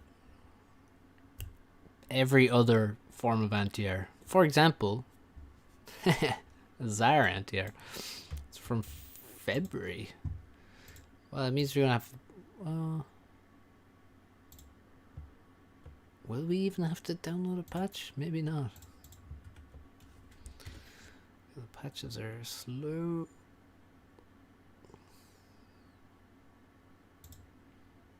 Hey, okay, let's check it out. Oh yeah, I need to close this game first. Oh hey, there's a Zar there as well. Speaking of. Donut. The flying saucer made an appearance. Yeah, you could. Yeah, when you had candles and stuff, you had the drones flying around. You know, the ASF could come in and just basically take down all the shields because they would target the drones, and they could also even shoot some structures. And because ASF have such absurd DPS, that it was kind of crazy. Yeah, don't forget to like the stream, my friends. What's up, Banana? I heard you're analyzing replays. Well, I wouldn't say that. No, I wouldn't say analyzing. Not really.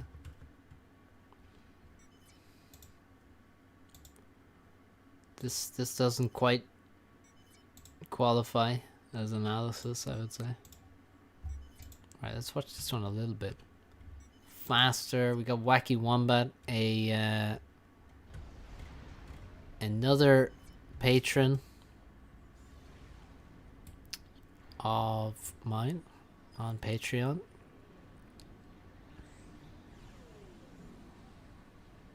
You got Seraphim. We're on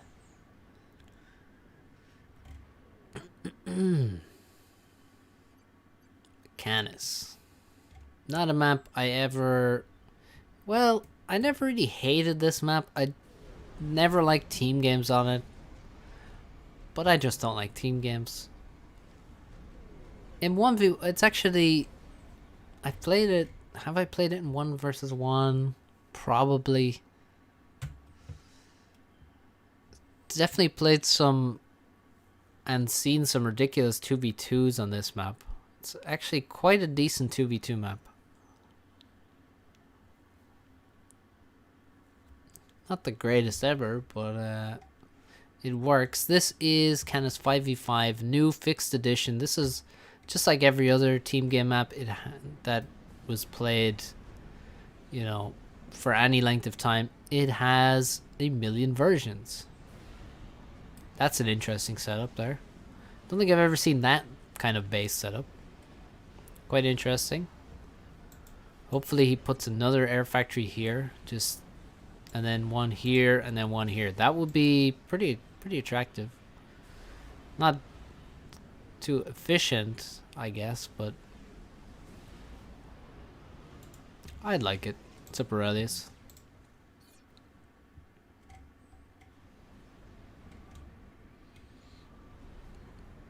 Build the mechs. Why are you not laddering? Because I'm just not interested right now. I'm busy casting. I can only do one of these things at a time.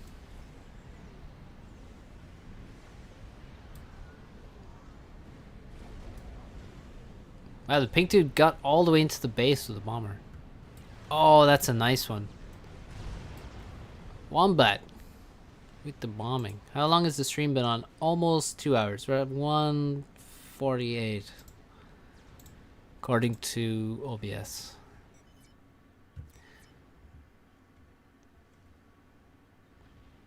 Wombat, he's actually making gun right now. Very quick gun upgrade. I missed 2 games so far.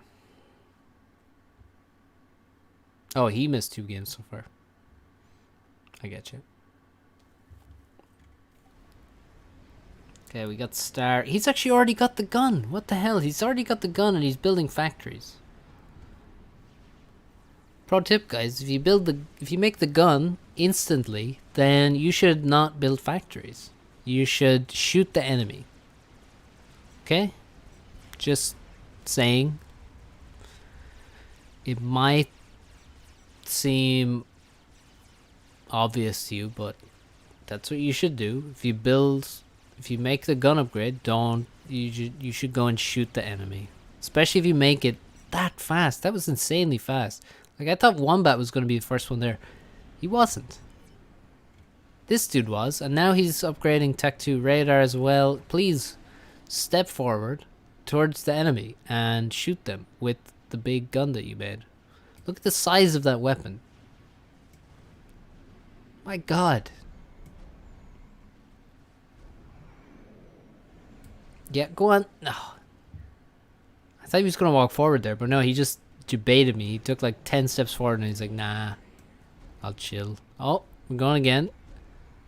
See how far he goes this time. He's already wasted like 2 minutes of having the gun by now. Is this game one of many I play like dog shit? You tell me, Noob Dragoon. Sarah left arm is like a bottle opener. Oh yeah, it is. Nice. I mean, it's pretty handy. Hey, the gun is finally firing. Into Aurora, no less. That's pretty nice. Always good to shoot Aurora. They don't like being shot. They don't take it very well. Their pathetic HP.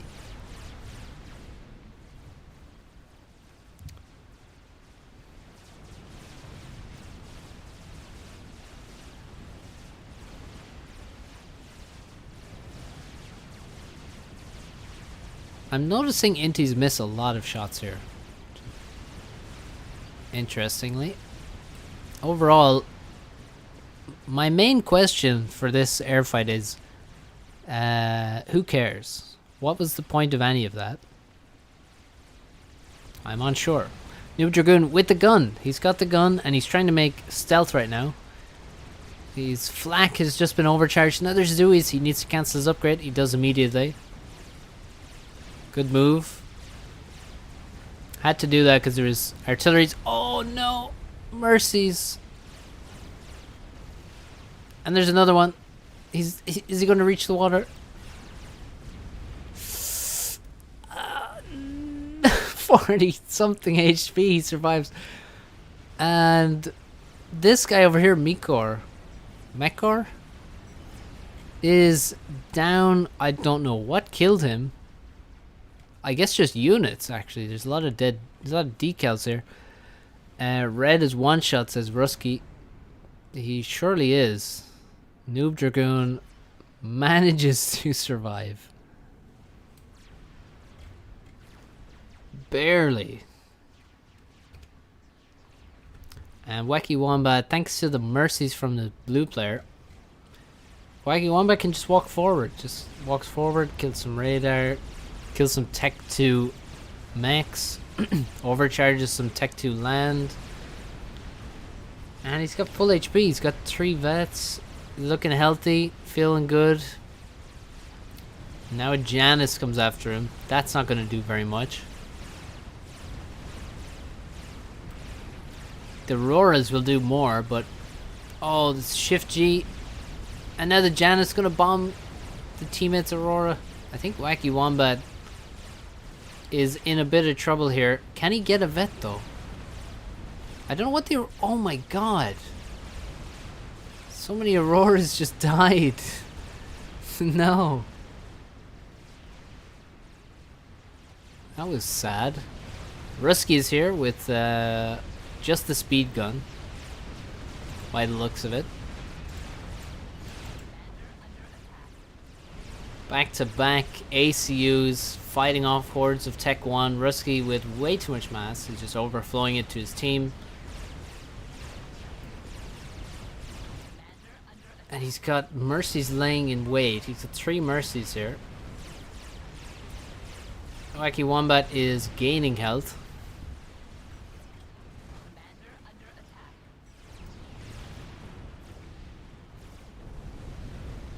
Rusky getting bombed by a Janus. Janus is just not suited to killing ACUs. Simply isn't. You can see it does like a few hundred damage. Meanwhile, the Tech 1 bombers take a pass and they just do more than that instantly. So, yeah, it's not really suited to ACU killing. I mean, if you have 15 of them, sure, maybe. Oh my god, the mercies. This guy's so far forward. What is he thinking? Coder, you suck. That's cool. E unit.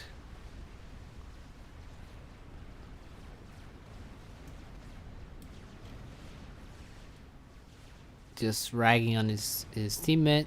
Teammate. Oh, he's got double drone. He's got both drone upgrades. Holy fuck.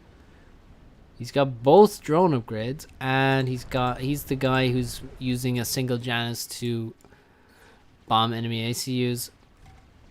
Rusky and Wombat fall back to the water and begin upgrades. Is that RAS? Is my friend making RAS here? Mikey Wombat is making Tech 2, which is sensible. Mechor is like, RAS? Bold move. Bold move indeed. What's up, Demon Streamer?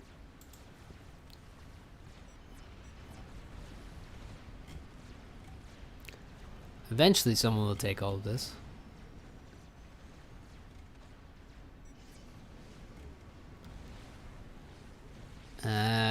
The Colonel is the one taking the extra base here. He's got so many Corsairs.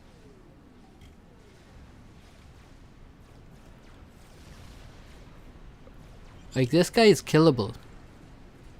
Yeah, there's 2 shields. But, like, there's 1 static flak. He could absolutely, I think, like, 1 past that static flak. Maybe 2 past it. Instead, he's going to go over here, and this might be the better approach. This guy, E-Unit, the guy looks pretty vulnerable right now. He's got a range gun, he's got sensors, and he has literally 0 kills, 0 damage. Not the most effective of gun upgrades there.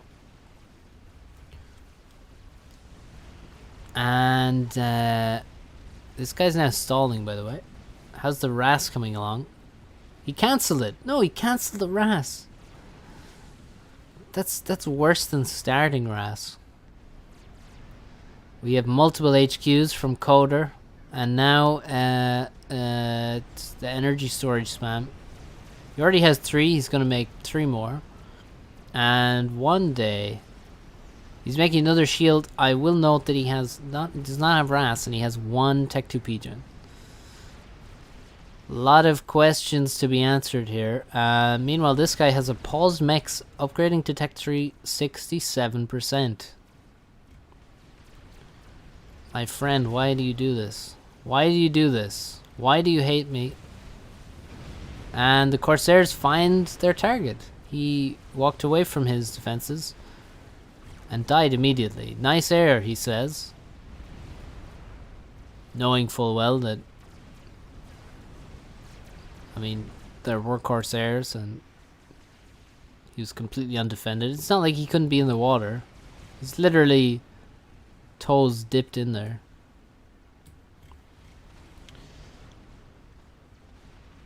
Let the land armies pour through the Zuis. Cross the Rubicon.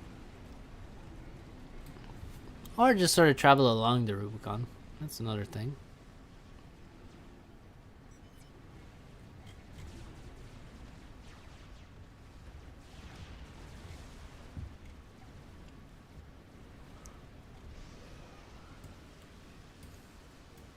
This guy has 2 HQs as well. And he's still spamming Corsairs. Oh shit. Okay, here we go.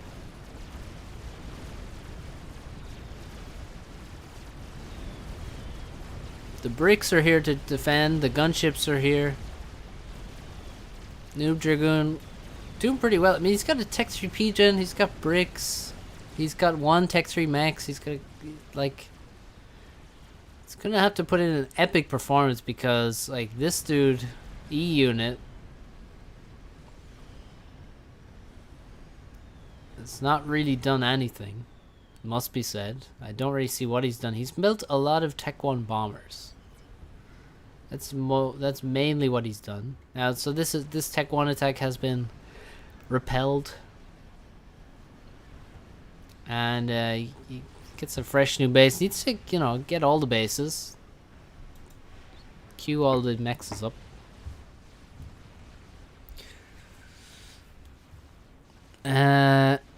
Chickens. Okay, chickens from Wombat. Tech 1 bomber snipe on a fucking Seraphim ACU under a shields and with static flank. Yeah, odds of victory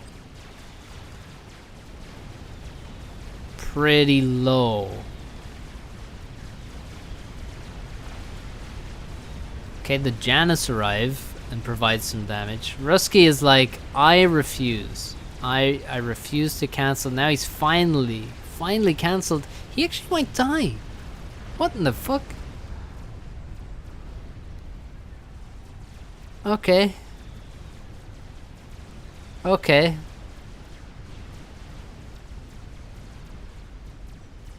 Oh my god, the massacre of Zooies here. He actually manages to kill a brick. Oh, he might kill another one because it just moved into... Oh.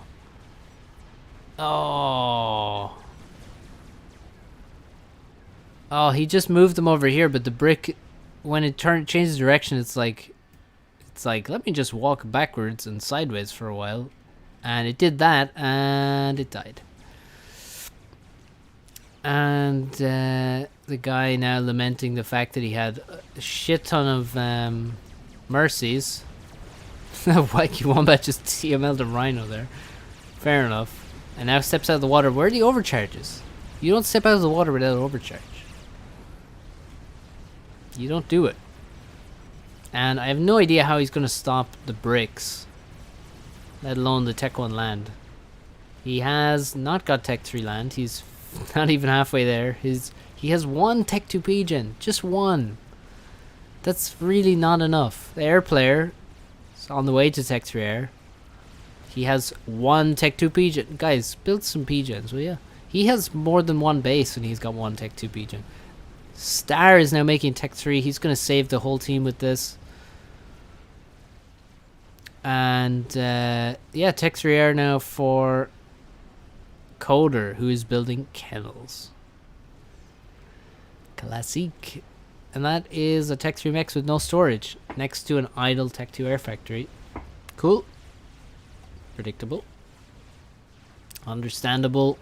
And that's a load of Corsairs dying at minute 23 to Interceptors as they try and shoot down Tech 1 bombers. Get fucked.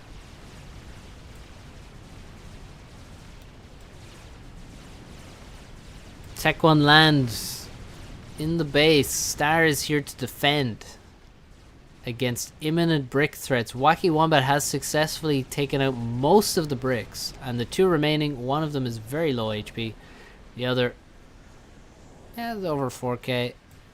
They are tickling with torpedoes, and oh, they're getting reclaimed. Nice. Juicy mass. The advantage also of reclaiming a brick like that is that even though it's underwater, you will get the full mass value.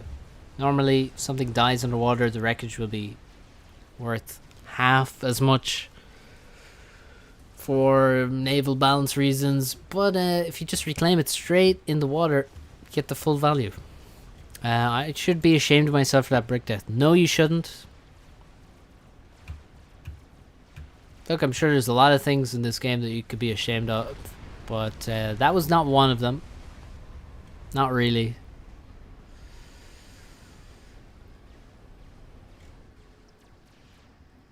And there's a spider from Noob Dragoon. He still has bricks alive. This is pretty scary for the top team. They've already lost their Corsairs to interceptors, as happens, and well, there will be more Corsairs coming. And although it kind of looks like Sam's, the Monkey Lord Antier doesn't really do that much damage. I mean, he can kill stuff. He may actually kill... Well, all of these Corsairs are low. Somehow it manages to change target to the higher HP Corsair every time, but he will actually manage to kill some Corsairs here, honestly. Especially because they're just moving around and not firing. They're deciding to... Like, what the hell? Oh my god, and then they just fly into the mountain and die. Holy shit. He managed to lose all 4 Corsairs without firing a shot there, which is amazing. And he actually managed to give the monkey its first vet with that as well. Cool. Great. Good stuff. Monkey in the base. Monkey is actually really nice at killing Othams and Harbs.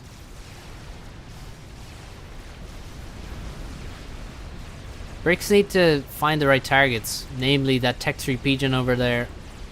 Kills all the Tech 3 Pigeons. Actually, he can kill the ACU. Mikey Wombat has switched out TML for Nano, though.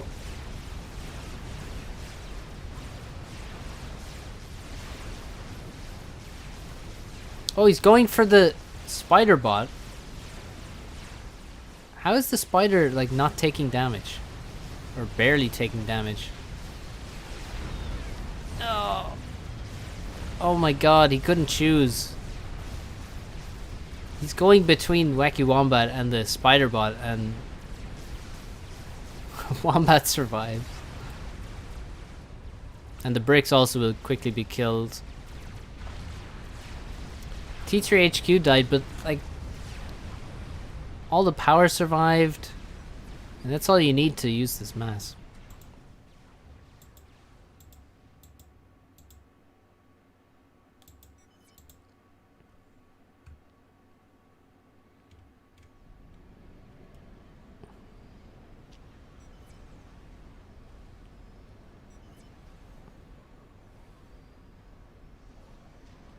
Time for a Mega. What's up, Mosey?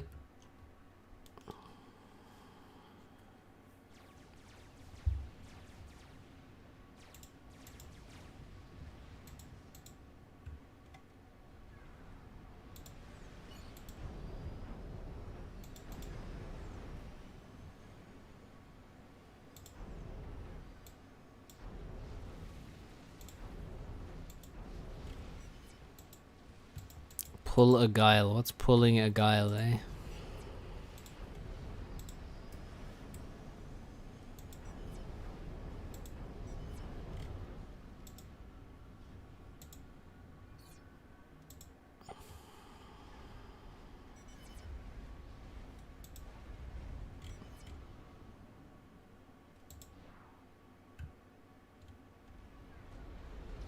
Two spiders for the Colonel. That second spider got built so fast. What the fuck? Does he have hives? Yeah, he does have hives.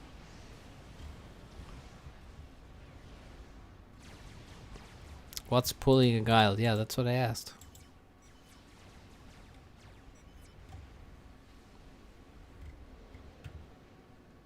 How much mass do we have? 83,000.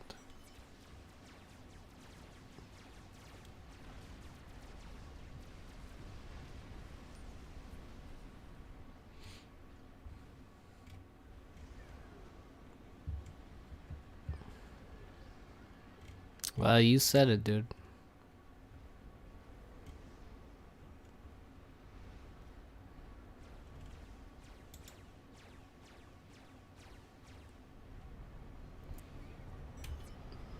You've grown fond of Coder. He's obliviously cute. He's still making those Tech 1 bombers. And they're Aeon as well. They're the worst Tech 1 bomber to spam because they have the lowest damage. Okay, bricks walk into expansion with no intel whatsoever. Why are there so many Zooies here? Jesus.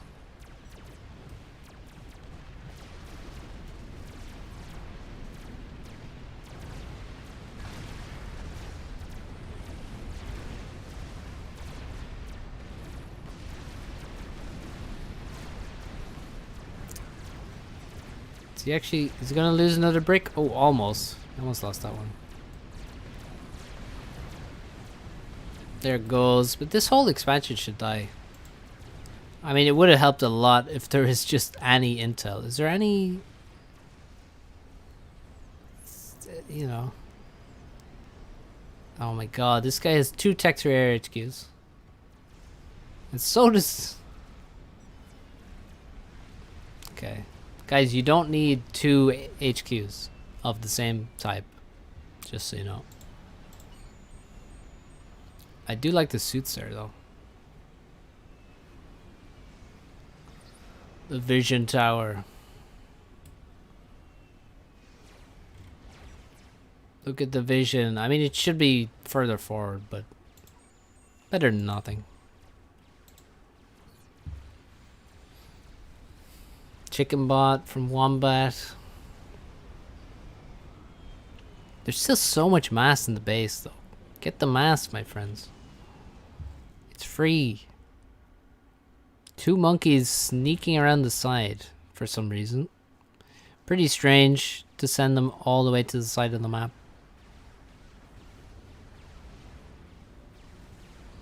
Oh god, RAS SUs. Noobs love RAS SUs. T3 Factory. Assisted by drones to make Janus. What the fuck?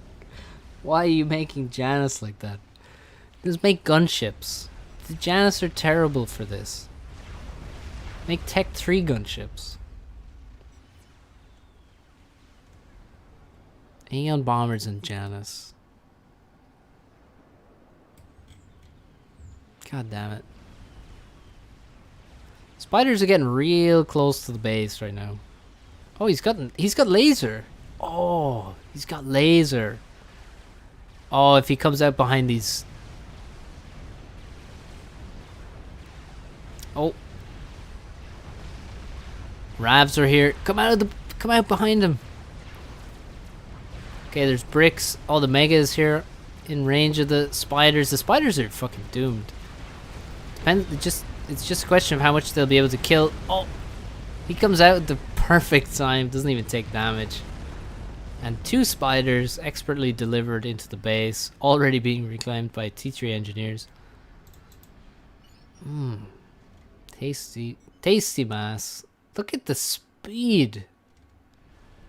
Look at the speed. He's given the mass away actually to his teammates, who will not be able to use it at all. I mean, this guy has hives. Noob Dragoon has hives. Great, more RAS SUs. He will eventually build a GC, I guess. Another Mega only just started. Oh, this one's finished. Oh yeah, that's the one that was here. Of course. What the hell is going on? Is this a sponsored review? No, it's not. Nuke.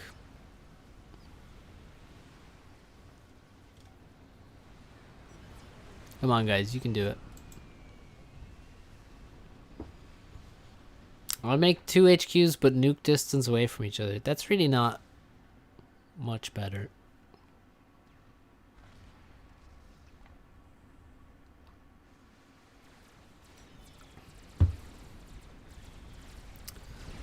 Chicken is not going to live through this one. Not even close. However, he gets in real close, so the Mega needs to get away from the storm. And he does. Oh, there's another chicken though. Time to dip into the water. He's getting shot in the ass. Oh no, he's not even going into the water. He's just taking free damage.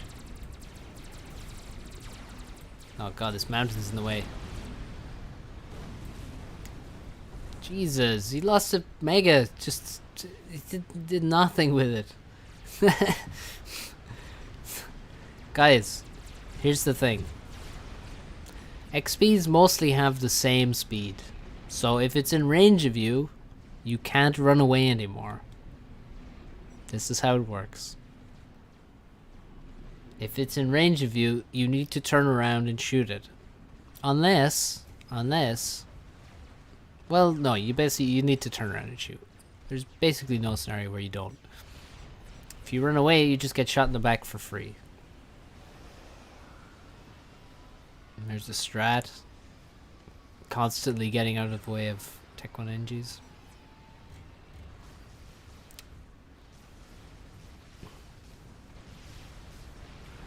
Tech 1 land attack. Oh no, wait, there's Tech 3 land here. That's quite a lot of harbs. Wait, is this a ramp in this map? I've actually... Oh, I didn't even realize that on this... What? On this version, this is just open space. This is usually a cliff here. Well, fair enough.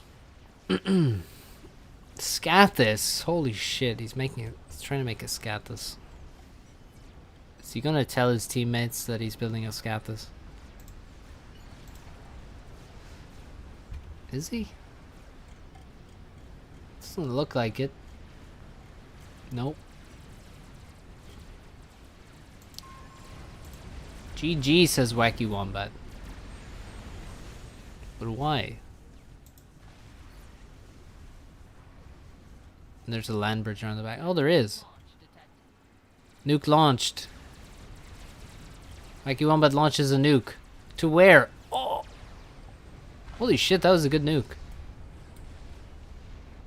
Wait. Surely the Mega should have less HP than that. Oh, he's doing it again. Where he runs away from something that's already in range of him and he can't escape from. Pretty sure that was a Rassus that just died there. Yep. Mega actually survives. Somehow. Yellow dude has a million Tech 3 gunships in the right corner. Not sure why. Yeah, just making Scathis. Maybe his team will notice. Probably not. I mean, E-Unit's not going to notice. He's still building. I wonder what number he's waiting for of Tech 1 bombers. He's got over 100 already. So maybe 200 is the number. I mean, he's only building it from one factory, so it's going to take a while. How much damage do we predict this 100 Tech 1 AN bombers doing? Oh, they're on the move. Excuse me. No, not doing anything.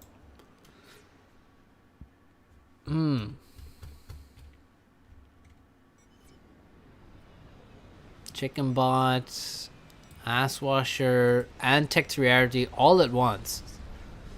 Okay, fair enough. Just build them all.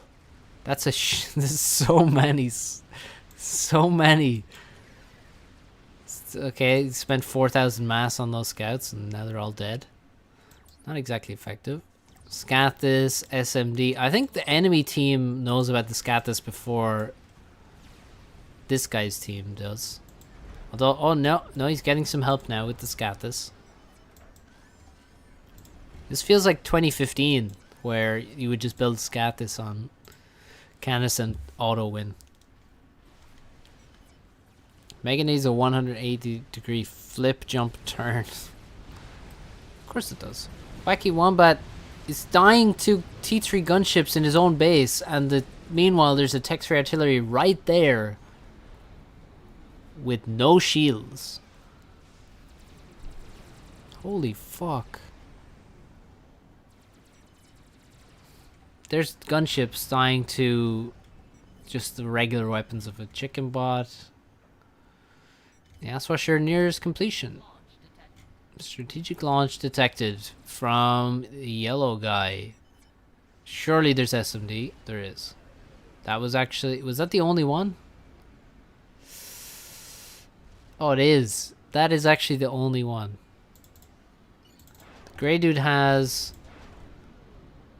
He was the only guy with a... Like, this has just been built. He's only got one. The red dude doesn't have one. So... Coder with the... No. Yeah, Coder with the... With the heavy assist on the nuke. He's going to be able to nuke.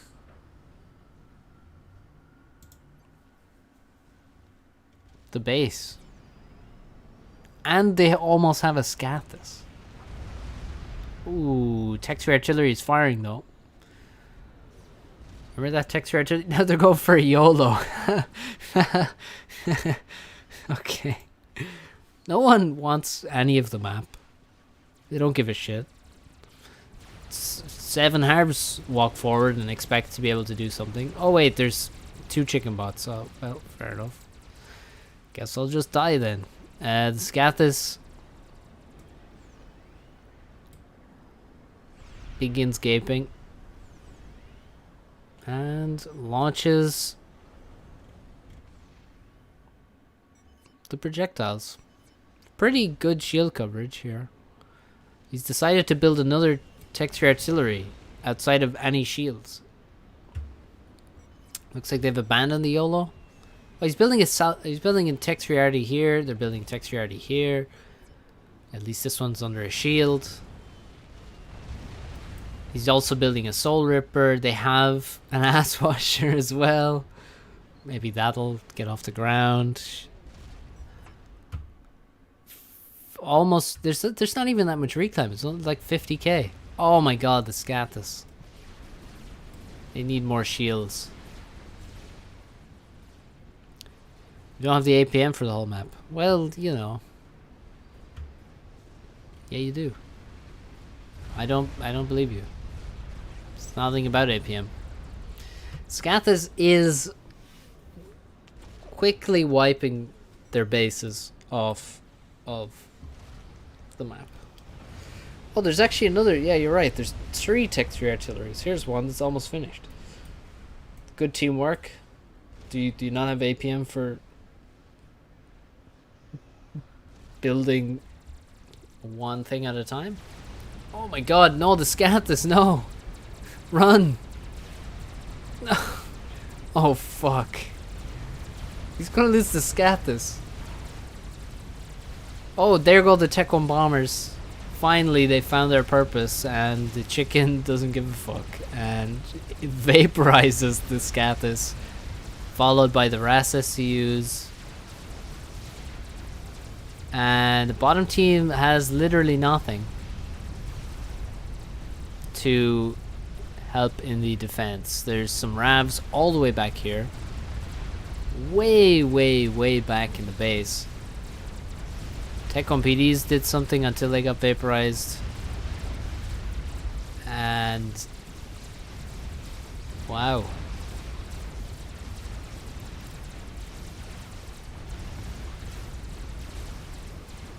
Chicken's still alive. 136,000 mass killed. That's rather a lot. So yeah, now the Tech-3 army comes in from nowhere. Finally the GC finishes. Is that the GC that was begun about 15 minutes ago? I feel like it was. Great play from E-Unit. Chickens go down 140 something thousand. Mass killed. And the armies are dead, but he has killed...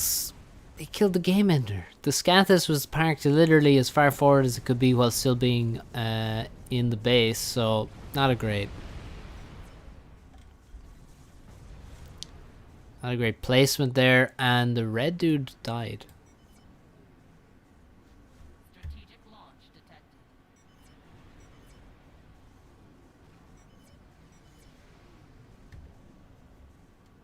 So they lost their tech-3 artillery. Oh, another nuke launched. SMD? Did they lose the SMD? Did they have SMD? This guy has SMD loaded. Good job, unit. Oh, it's not in range of this though. Fuck. Nicely placed nuke, actually.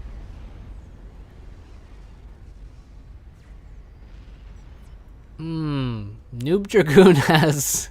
Let's just take stock of what Noob Dragoon has.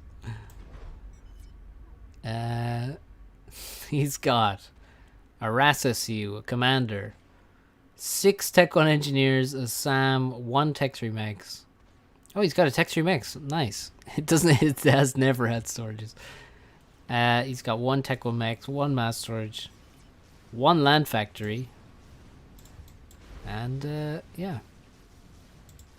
Not much left after, you know, as we approach the hour, he's got fuck all. Tech 3 artillery finished with a beautiful lack of adjacency from Coder. And the enemy have 1 Tech 3 artillery as well. Star has got beautiful adjacency with 3 P-gens. And Wacky Wombat has half a Tech 3 artillery. Somehow I think the top team is going to win this. I don't know why, but just have that feeling.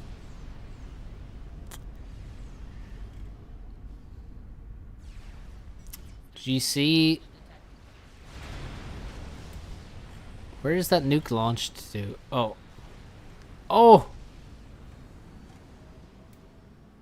The SMD is dead.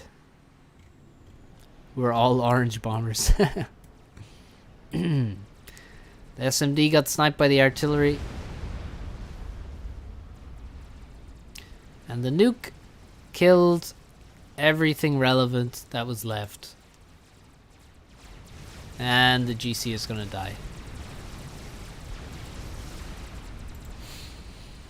Very classic maneuver.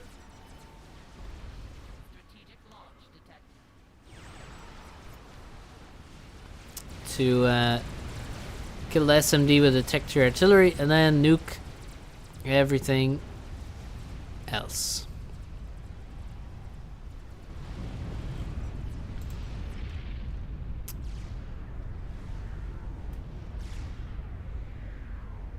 Well.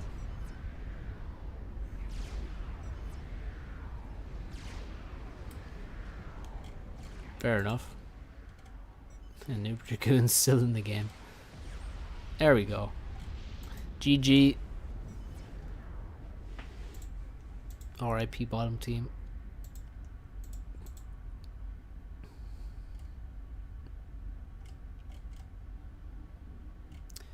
How did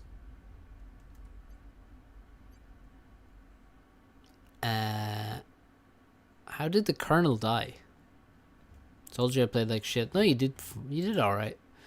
Honestly, the rest of your team did not. Coder did. I mean, it was really bad. And then it was...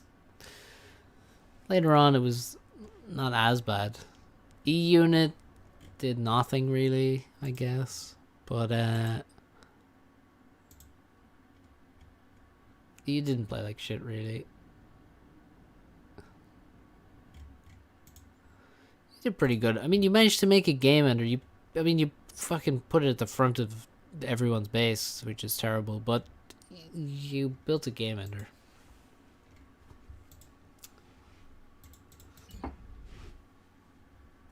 And it, you know, if you had like, you know, some kind of defenses for it, might probably win the game. If they don't just push in, if they're not able to just push in and just kill everything randomly, then you probably win. With the Scatus, it was getting through. It was almost killing everything here. You controlled Cade when his base was getting hit by Scatus. Oh.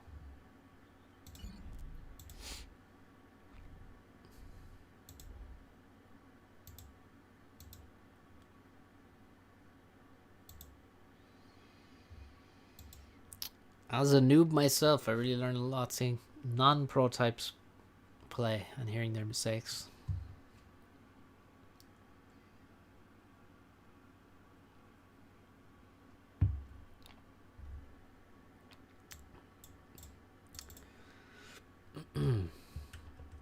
Computer architecture.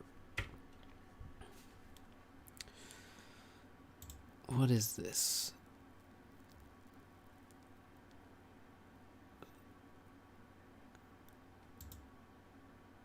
Okay, hopefully it works.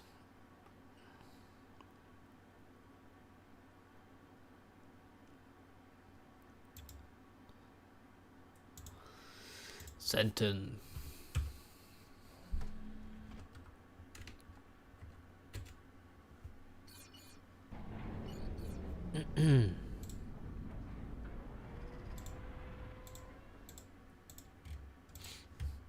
Yes, I did. I did quickly go and check what sort of length we were looking at. I once was a noob like you, then I took an arrow to the knee. Well, bringing back some ancient memes. If you're bringing back ancient memes, they should be of a higher quality, I must say. Nemesis. I'm not here just to roast gameplay, I'm also here to roast the chat in other ways. So, slightly higher level game here. We get Donny. We got Keckomander, Snagglefox, and Jackie.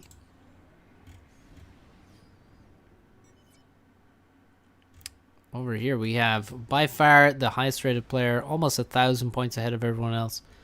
You Suck My Dick. This is the player best known as Foley. One of the ultimate sentence pros. Really doesn't play much of anything else.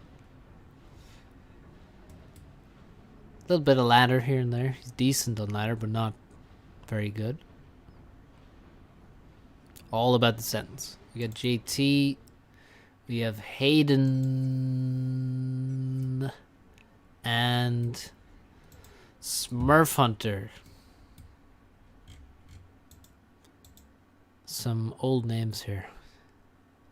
Just a random question, but am I the only one here that accidentally control K'd my commander when trying to control K something else? Because that feels bad. You're definitely not the only one. Definitely not. I don't remember a specific time that I've done it, but I feel like it's happened to me once. I may not have ever done it, but I'm not sure. I can't remember a specific time I've done it, but I know that it happens. I've seen it happen.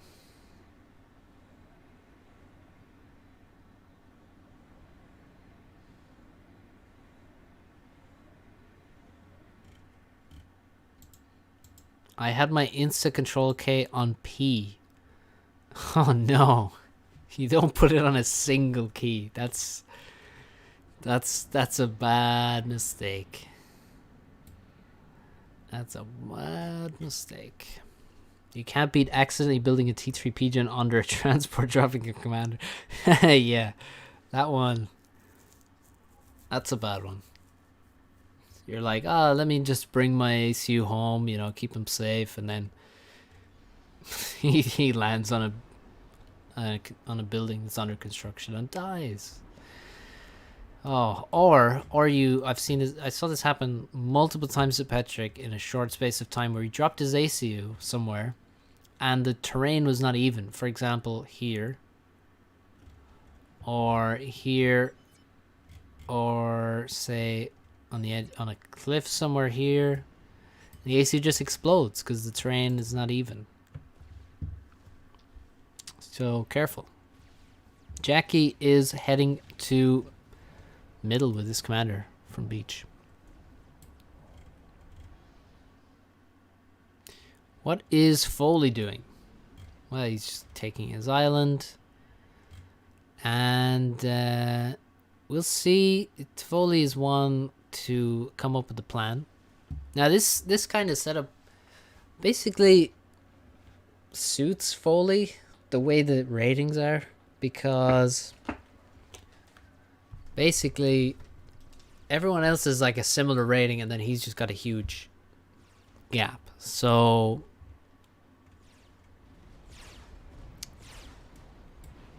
the game is he's not going to get he can't get a horrible team compared to the enemies, basically, because everyone is kind of the same rating, and then he's just got a huge rating. So you would expect the top team to have the advantage.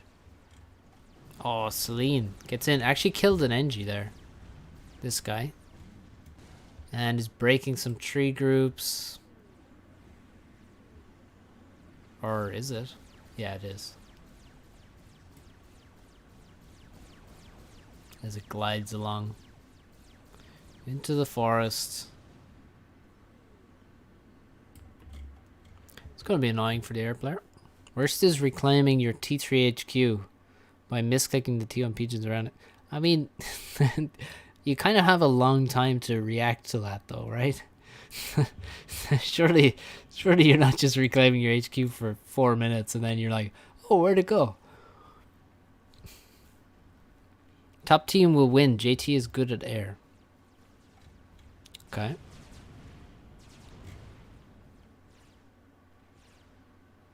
I once reclaimed T3 Air HQ just after building it. But how? How is it possible? Unless you use like all your build power, it's going to take a while. Also, how? How? accidentally control King something. I can see that so easily. Of course it happens all the time. Because you just press a button and you're like, oh shit, I had the wrong thing selected. Now, reclaiming something. This takes time. This requires actually to use the reclaim key as well. So, like, there's more steps involved. So how? How do you accidentally reclaim something as expensive as a Tech 3 headquarters?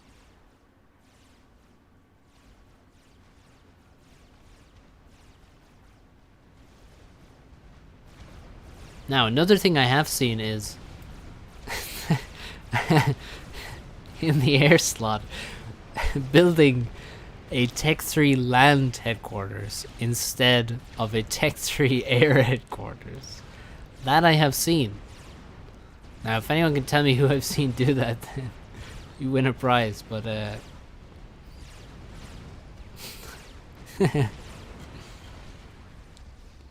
yeah, Smurf Hunter, he escapes into the water. He is under severe pressure, but, you know, there's 2 ACUs in the middle, so it's to be expected. Snaggle Fox is here with actually a lot of units, and Jackie. It is important to, you know, actually do what Snaggle is doing and actually produce units when you've got help from your teammate on beach.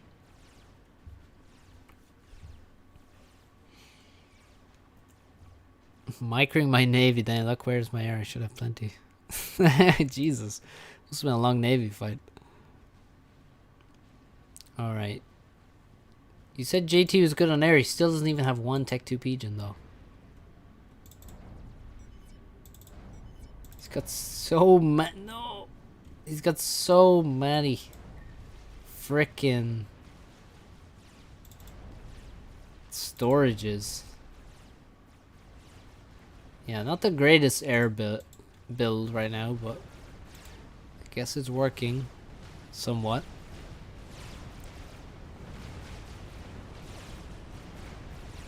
Jackie's going deep. Like, you know, maybe too deep. But maybe not. He has units in support. I mean, it's mainly Lobos, which are just going to die immediately to tanks. Way too many Lobos here. But Jackie's not really actually under any threat from the tanks right now. Smurf, you're gonna have to come around and walk around because he has no water, he has no health, so he can't come out of the water. He would just die.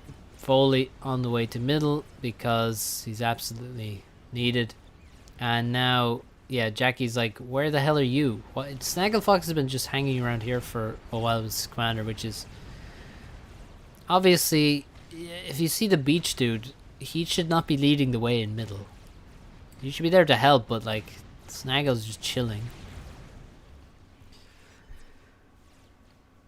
Get A, says Cat Commander. Where are the units, Purple? Good, good. Bring the salt. Donny has, you know, he will have full Tech 2 mechs shortly. He's 50% away to Tech 3 air. He's got both his P-gens that he needs. JT is already at Tech 3 air now. Is it worth building energy storage when not planning to overcharge anytime soon? It's worth building. For example, it is worth building energy storage, say on Tech 3 air slot. It's not worth building 6. But it is worth building like 1 to 3 of them, I would say. Because a Tech 3 P-gen is something that's very energy expensive. Yeah, he should not be producing Tech 3 air before he builds a freaking P-gen though.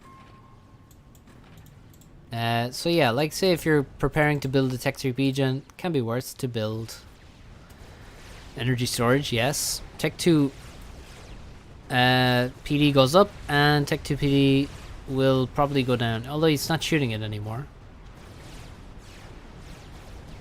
There we go.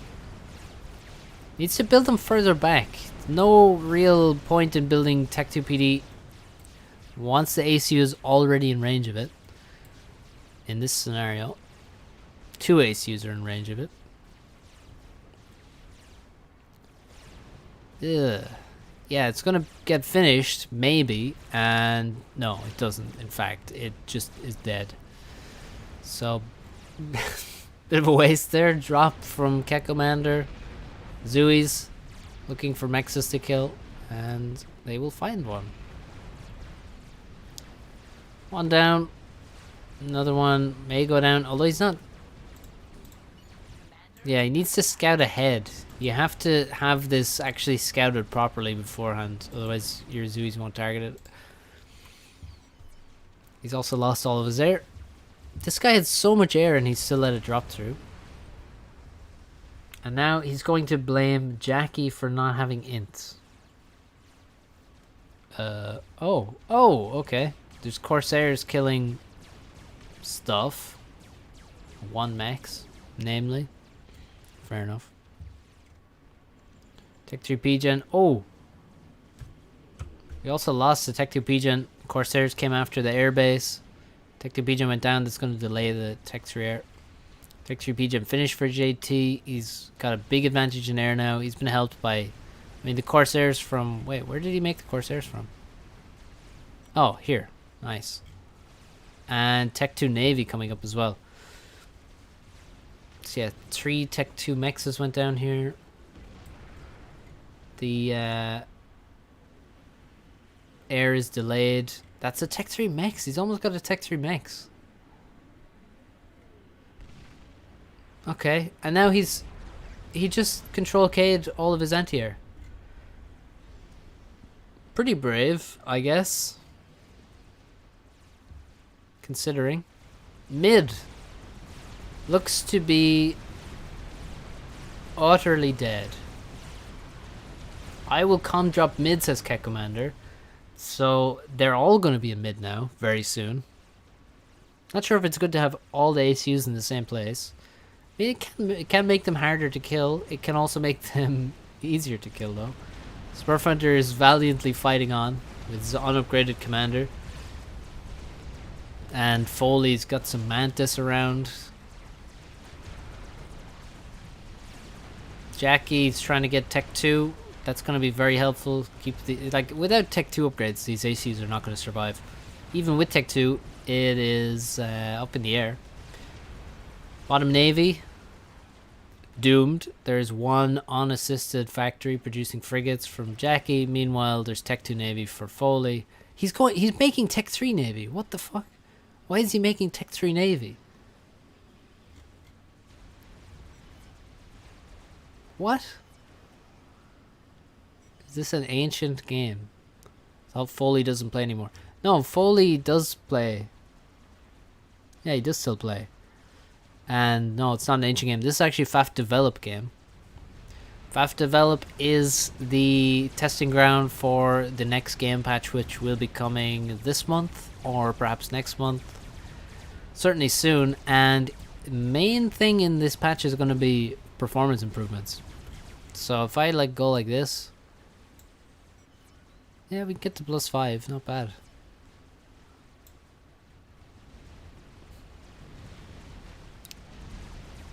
Yeah, there are performance improvements in this upcoming patch, which is pretty nice. So if you want to test it out, check out host games under FAF Develop. It's one of the options. Mercy's coming in, but there's Flak around. Flak takes out one Mercy and the other Mercy. And they're under shields, and there's T1 anti-air, and there's radar, and that's not going to work. Smart Frontier says, stop Mercies, man. I couldn't agree more. And here comes a strap bomber instead.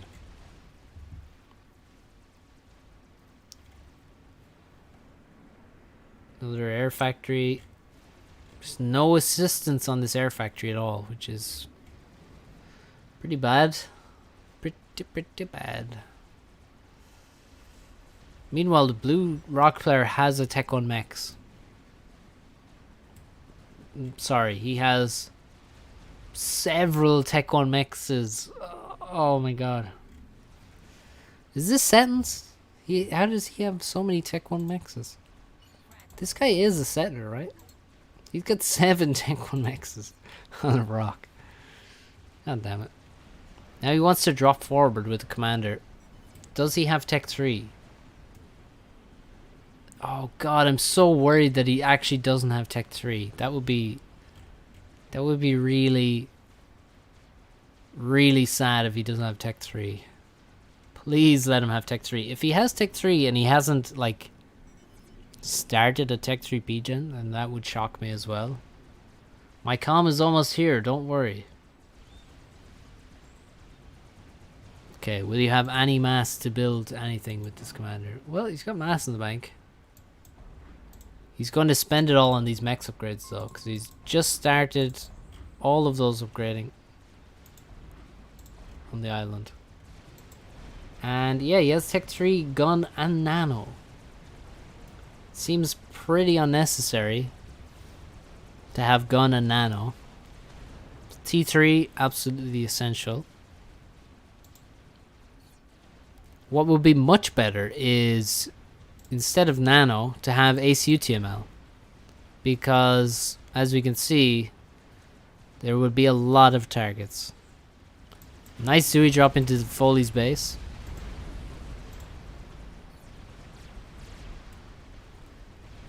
One mech goes down, 2 mechs go down,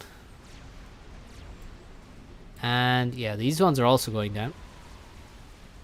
Corsairs coming in. Try and get rid of the Zooies.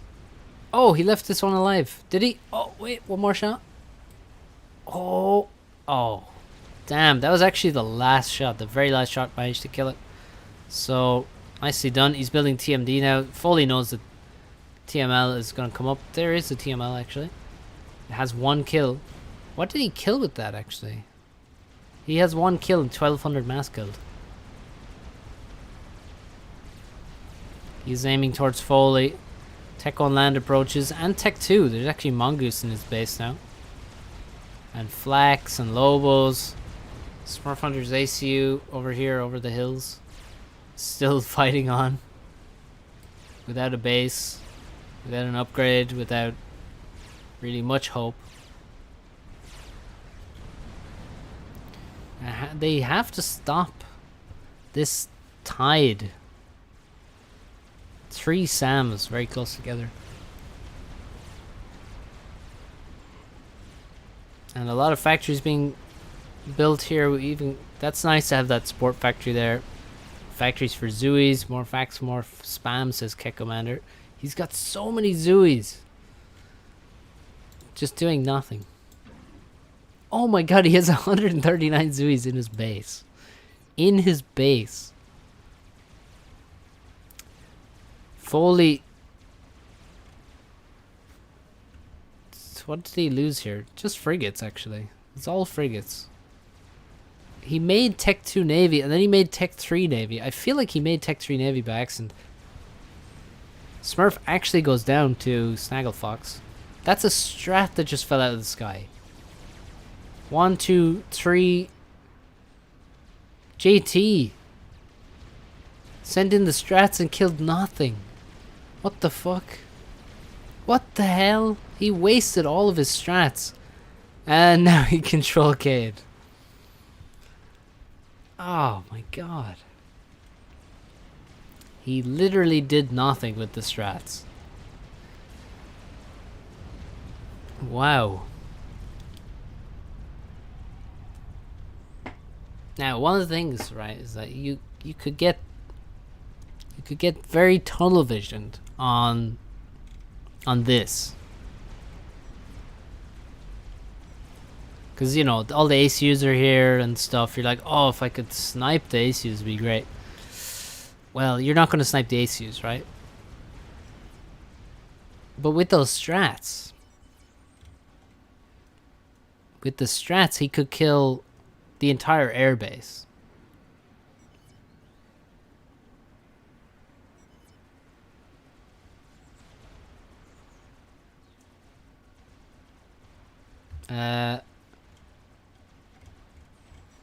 Foley now will complain to Hayden. Hayden's like, wow, what the fuck? What could I have done? I mean, he has literally 15k mass, 2 Tech 3 mexes, and contributed nothing to the middle fight. So Foley is obviously completely correct that, I mean, the guy didn't do anything to help.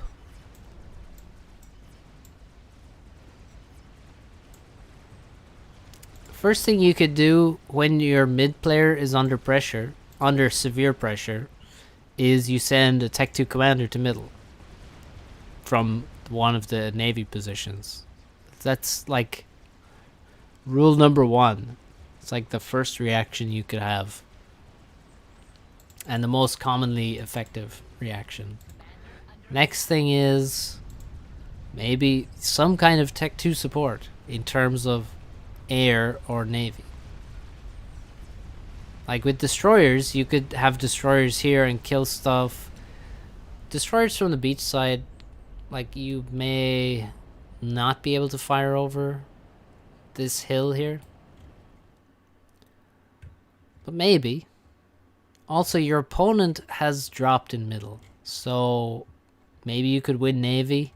He has 1 factory. He has literally 1 naval factory. So there's just no... This is like... This is just what happens in these kind of games. If people do something, if something happens that's not... You know, it's not the normal way the game goes, then people, they don't react to the situation at all. So that's kind of what happened with Hayden. Just kept making Tech 3 mexes or whatever. No real reaction to the situation except like, I'll just build Tech 2 PDs so he doesn't come into my base. It's like, well, all that means is that the units just going to the air base. And then you're really fucked. Like, losing the beach is like, oh, that's bad. Losing the air, the GG. But, of course, Smurf got brutally crushed. Yes, he was 2v1, but I feel like he was getting crushed anyway without Jackie's help. And then the air player, he built loads of strats and then wasted all the strats. So not exactly a great performance for any of Foley's teammates. Foley himself, well, he made Tech 3 Navy for some reason. It's like rushed it super hard. I feel like he misclicked on the Tech 3 Navy. I gotta believe that. Doesn't make sense to me otherwise when mid's being crushed. Quite a weird game. Feel like nobody on the top team did the right thing, which is a bit surprising. Usually somebody performs decently, but nope, not this time. This time everyone sucked.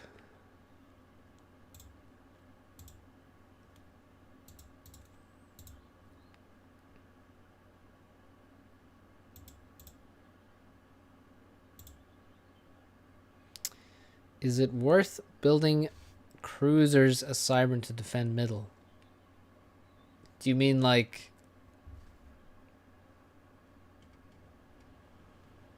putting cruisers here or something? I mean, what Foley should have done is just make destroyers and cruisers. And then, yeah, he could have them in middle. He could have one in middle. He should kill... He should win Navy. I mean, to be honest, there's fuck all to kill here, actually. It's all Tech 1 mexes anyway. But, I think... Really...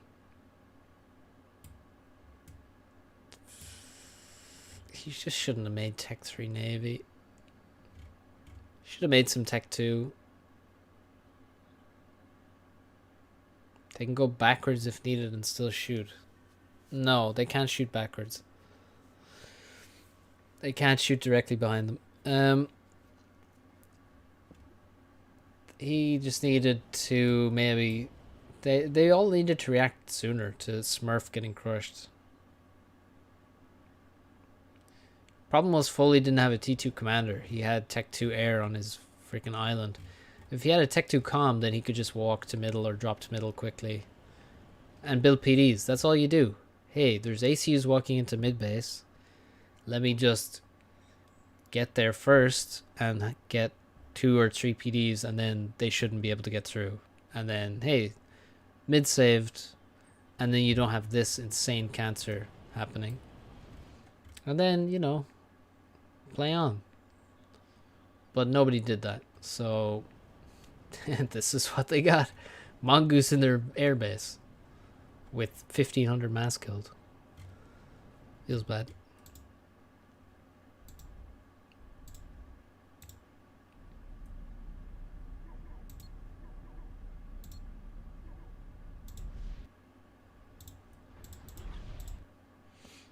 All right. That is it. Thank you all for watching. Hit like on the way out if you enjoyed, and we'll see you soon for another one.